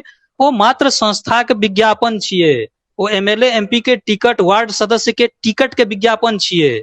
और से नहीं देखबै तो हम दिल्ली में रहै छी 20 साल से, अहाँ देख लियौ जतेक कोनो संस्था छै, सभक सदस्य कतौ न कतौ राजनीतिक कतौ न कतौ हुनका महत्वाकांक्षा छनि। नीक बात छनि, हमरा भऽ सकै ओहिसँ लाभ भेटै हमरा मैथिल समाज के, लेकिन ओकर बाद कोनो सृजनात्मक काज नहीं देखऽ में अबैया। तऽ ओहिठमा जाकऽ ई हमरा जे छै, हमरा नहीं, सबके बहुत सोच। बढ़िया। नहीं मनीष भाई, ई नीक बात अहाँ कहलहुँ हन। एकटा संस्था के देखैत सुनैत अपन जे अहाँके अनुभव भेल, एकटा आस, एके मतलब सखी बहिनपा समाज में कतौ से एकटा आस जगेलकै ये, और ओकर जी बाद जिम्मेदारी और बेसी बढ़ि जाइ छै, ठीक बिल्कुल ने। तऽ हम अहाँके सएह कहलहुँ, राजनीति आइ ठीक छै, आइ हम सब कतौ ओहन आदमी संगे या कोनो संस्था या कोनो व्यक्ति संगे आबद्ध नहीं हैब जे अहाँ हमरा एहि दुआरे मौका पर में सहयोग करब, पाई से करब, पावर से करब, जे ओकर बाद हम अहाँ के नाम के झुनझुना बजबैत बैसल रहब। बिल्कुल हम सब बिल्कुल नहीं बनायब, हम सब अपना मूल्य पर में काज करब। और ताहि दुआरे हमही सब ने, हमर जतेक सखी बहिन पा छथि ने, कहलहुँ ने, हम सब एकदम एकदम कॉन्फिडेंट रहै छी एहि दुआरे कि हम सब जे काज करब, जे मिलन करै जी छी, हमरा सब पर ओ सब पर प्रश्न चिन्ह होइया, ठीक। जी दीदी। अरे ई सब तऽ लाल पियर पहिर कऽ चूड़ी सिंदूर झमकाबै हाँ हाँ छथिन। वो सब तो सुनऽ हाँ पड़त। हाँ दीदी नहीं नहीं, आ, ओकर रो, जवाब रो, छै बाबू, ओकर जवाब जी छै बाबू, जी जे जी अहाँ जिनका जे देव कहै छै ने, फूलको आँखा में फूले संसार, काड़ा को आँखा में काड़े संसार, नेपाली में एकटा गीत छै। तऽ हमर कहब कि अहाँ जे देखऽ चाहबै, अहाँके सएह सुझायत। की कहलहुँ दीदी दीदी रोहित की कहै छै? रोहित जी किछ बाजऽ चाहे छथि, हिनका हाँ बाजऽ दियौ, बाबू नहीं तो उसका बाजू। बाद ई हमरा नहीं बाजऽ देता। नहीं नहीं, रोहित आबऽ हो, तू नहीं आबऽ। नहीं, हम कहलहुँ जे नेपाली में कहियो तकर मतलब की भेलै। आ दोसर बात जे गंभीरता पूर्वक कखनो काल मनीष भाई, बौआ भाई, जे हाँ हाँ कखनो काल आरती दीदी के देख के हमरा जरन होइत रहैया जे हमर माय किया नहीं छै। बुझलो ने, जो दीदी सब किछ करै छथि या किछ बेसियो बजै छथि या करै छथि, तऽ हम ओकरा बरबोलापन रूपे नहीं लै छी। हम ओइके ना ना ना, हम ओइके भगवान से प्रार्थना करै छियनि जे अगिला जन्म जे छै से अहूँ सखी बनि कऽ अवतरित होय। अच्छा, बात बात में एक बेर और हम माफी मांग ले छी कि जे भी जिनका भी रोहित भैया अहाँ के कोनो अरे भी बात अरे खराब सोनी लागत है तऽ माफी सोनी चाही। सोनी नहीं सोनी हाँ सोनी लेकिन सुन ना बाबू, हाँ बाबू तोरा सनक सनक लाखों सोनी छै एहि समाज में, लाखों बिल्कुल सोनी बिल्कुल छै एहि समाज में, जकरा दिमाग में भरि देल गेल छै जे तू फल्लां जाति के छी, तू शुद्ध बाजै छी, तथा नहीं नहीं कथित नहीं, किछु जाइत पाइत जाति तो दीदी नहीं हम नहीं बच्चों में नहीं बुझलहुँ, लेकिन बेटा, जैसे हुनकर अहाँ के बात अनुभव। बुझऽ के प्रयास करू अरे ना, अहाँ के सोनी नहीं एकरा बुझल जा रहल है। एकरा एते बंद करी। सोनी जी जी अहाँ जे कहलियै या ओकर तऽ प्रत्युत्तर भेटल, ओ बात बुझू। अहाँ के इंटेंशन खराब अछि, ई बात क्यों नहीं कहिए। जी अहाँ तऽ बिल्कुल गहना बिल्कुल। छी मैथिली के पक्ष में बाजै छी। अहाँ तऽ गहना छियै समाज के। ई अहाँके एकटा निश्चलता अछि, ई अहाँके अंदर एकटा इनोसेंसी अछि, जे अहाँ जे किछु सुनलियै, जे किछु बुझलियै, ओकरा ईमानदारी से रखलियै, हाँ सर, हम एहि क्वेश्चन परिवार में बेसी रखलियै, करै छियै एहि ताकि हम परिवारक एकटा बुझिए सदस्य भऽ कऽ रखलियै सामने अहाँ। क्षमा तमा नहीं लिया, आगू बढ़ू आगू बढ़ू, भऽ गेल सोनी, अब आगू बढ़ू। डॉक्टर साहब, जी डॉक्टर जी साहब, हमरा लगैया हमरा तरफ से क्लैरिफिकेशन बड़ जरूरी छै विषय पर। सबके लगे छनि जे रोहित केना रिएक्ट करथिन एहि मीटिंग खत्म भेला के बाद, ठीक छै। हमरा तरफ से क्या क्लैरिफिकेशन एकटा जरूरी छै। हम एकटा चीज कहै छी, ई इंटरनल डिस्कशन छै, और एहिमे जे 30 गोटा 40 गोटा अपना सब छलहुँ हैं, एतुका बात एतै, ठीक छै। जी हम जी सब बिल्कुल। मैथिली भोजपुरी अकादमी के जहिया अंतर्राष्ट्रीय भाषा दिवस है, अंतर्राष्ट्रीय भाषा दिवस दिन 2018 में मैथिली भोजपुरी अकादमी एक कार्यक्रम आयोजित केने रहे, ठीक है। ओहि में अहाँ के हमरो नीरज पाठक जी ओहिठाम उपाध्यक्ष बनल रहथिन, हमरो आमंत्रित केने रहे, ठीक है। हम गेल रही ओहिठाम वक्तव्य राखल है। एक संजोग से हम ओहिठाम मतलब एसगर रही जे और कोनो वर्ग से अबैत रही। ओहि में भेलै कि अहाँ के हमरा से पहले जे 10 गोटा के नाम लेलखिन तो सब झा झा झा झा रहथिन, तो धोखा से की भेलै हमरो नाम में रोहित झा कहि देलखिन, ठीक है। जय हो। कृष्ण जी जे रहथिन ओहि टाइम में वो संचालन करैत रहथिन, वो आबि के जे छै क्लैरिफिकेशन देवे लगलखिन, नहीं गलती भ गेलै फलाना ढिमकाना। हम कहलिए देखियो ये हमरा सब में जे बीमारी है, हमर घाव के हम अपने चर्चा नहीं करबे तो वो तो कैंसर भ जेतै, ठीक है। अहाँ के मुंह से जे निकलल या एहिसँ पहिने जिनका सिंधु दीदी के मुंह से जे निकललन एहिठाम एहि दुआरे हम टोकि देलहुं जे ई आदत हमरा सबके पब्लिक प्लेटफॉर्म पर नहीं बन जाए। हम सब अपना एकदम सही, एकदम सही बात। अगर हमरा घर के हमर पिताजी अगर हमरा से बात करो टाइम में अगर कोनो अपशब्द के उपयोग करे छथिन, हम पिताजी के एहि दुआरे नहीं छोड़ देबनि जो हमर पिताजी छथि। हम एहि दुआरे टोकबनि जे भ सकैया काल्हि भेने समाज में कोनो व्यक्ति अपशब्द नहीं उपयोग कर देथिन। हम तो एकदम सही, लोग तो उलट के गारि पढ़ि देतनि। हमरा टोकर के मतलब एकटा छलै जे हम सब फेर एहन गलती नहीं करी जे समाज में जे तरह के नकारात्मकता पहले से पसरल छै ओकरा और बल भेट जाए, ओकरा और तुल भेट जाए। एहि चीज के चर्चा एतबा तक रहक चाही। तैं हम कहलहुँ आगा से ध्यान रखे। हमरा एहन कोनो इंटेंशन नहीं जे अहाँ सब जातिवादी लोग छी, अहाँ सबके कोनो एहन बात तेहन बात नहीं। हमरा टोकर के अभिप्राय ई जे हम सब और कतौ ई गलती नहीं करी, ठीक है दीदी। एकरा आप कंक्लूड करू। बिल्कुल, आब एकरा कंक्लूड करू। एकटा तो सबसे पहले तो हम ई कह चाहब जे ई एक दिन कहियो 2-4 दिन में हुए 10 दिन में हुए, एकटा विमर्श बीच बीच में भेनाइ जरूरी छै। फिर ई मुद्दा सब पर में आयब, मैथिली जतऽ रहते अपना सब संगे रहब। सब गोटा के बहुत बहुत धन्यवाद, आभार। जय मैथिली, जय हमर मैथिली। फिर भेटब सब सखी सहित सब गोटा के पुनः आभार।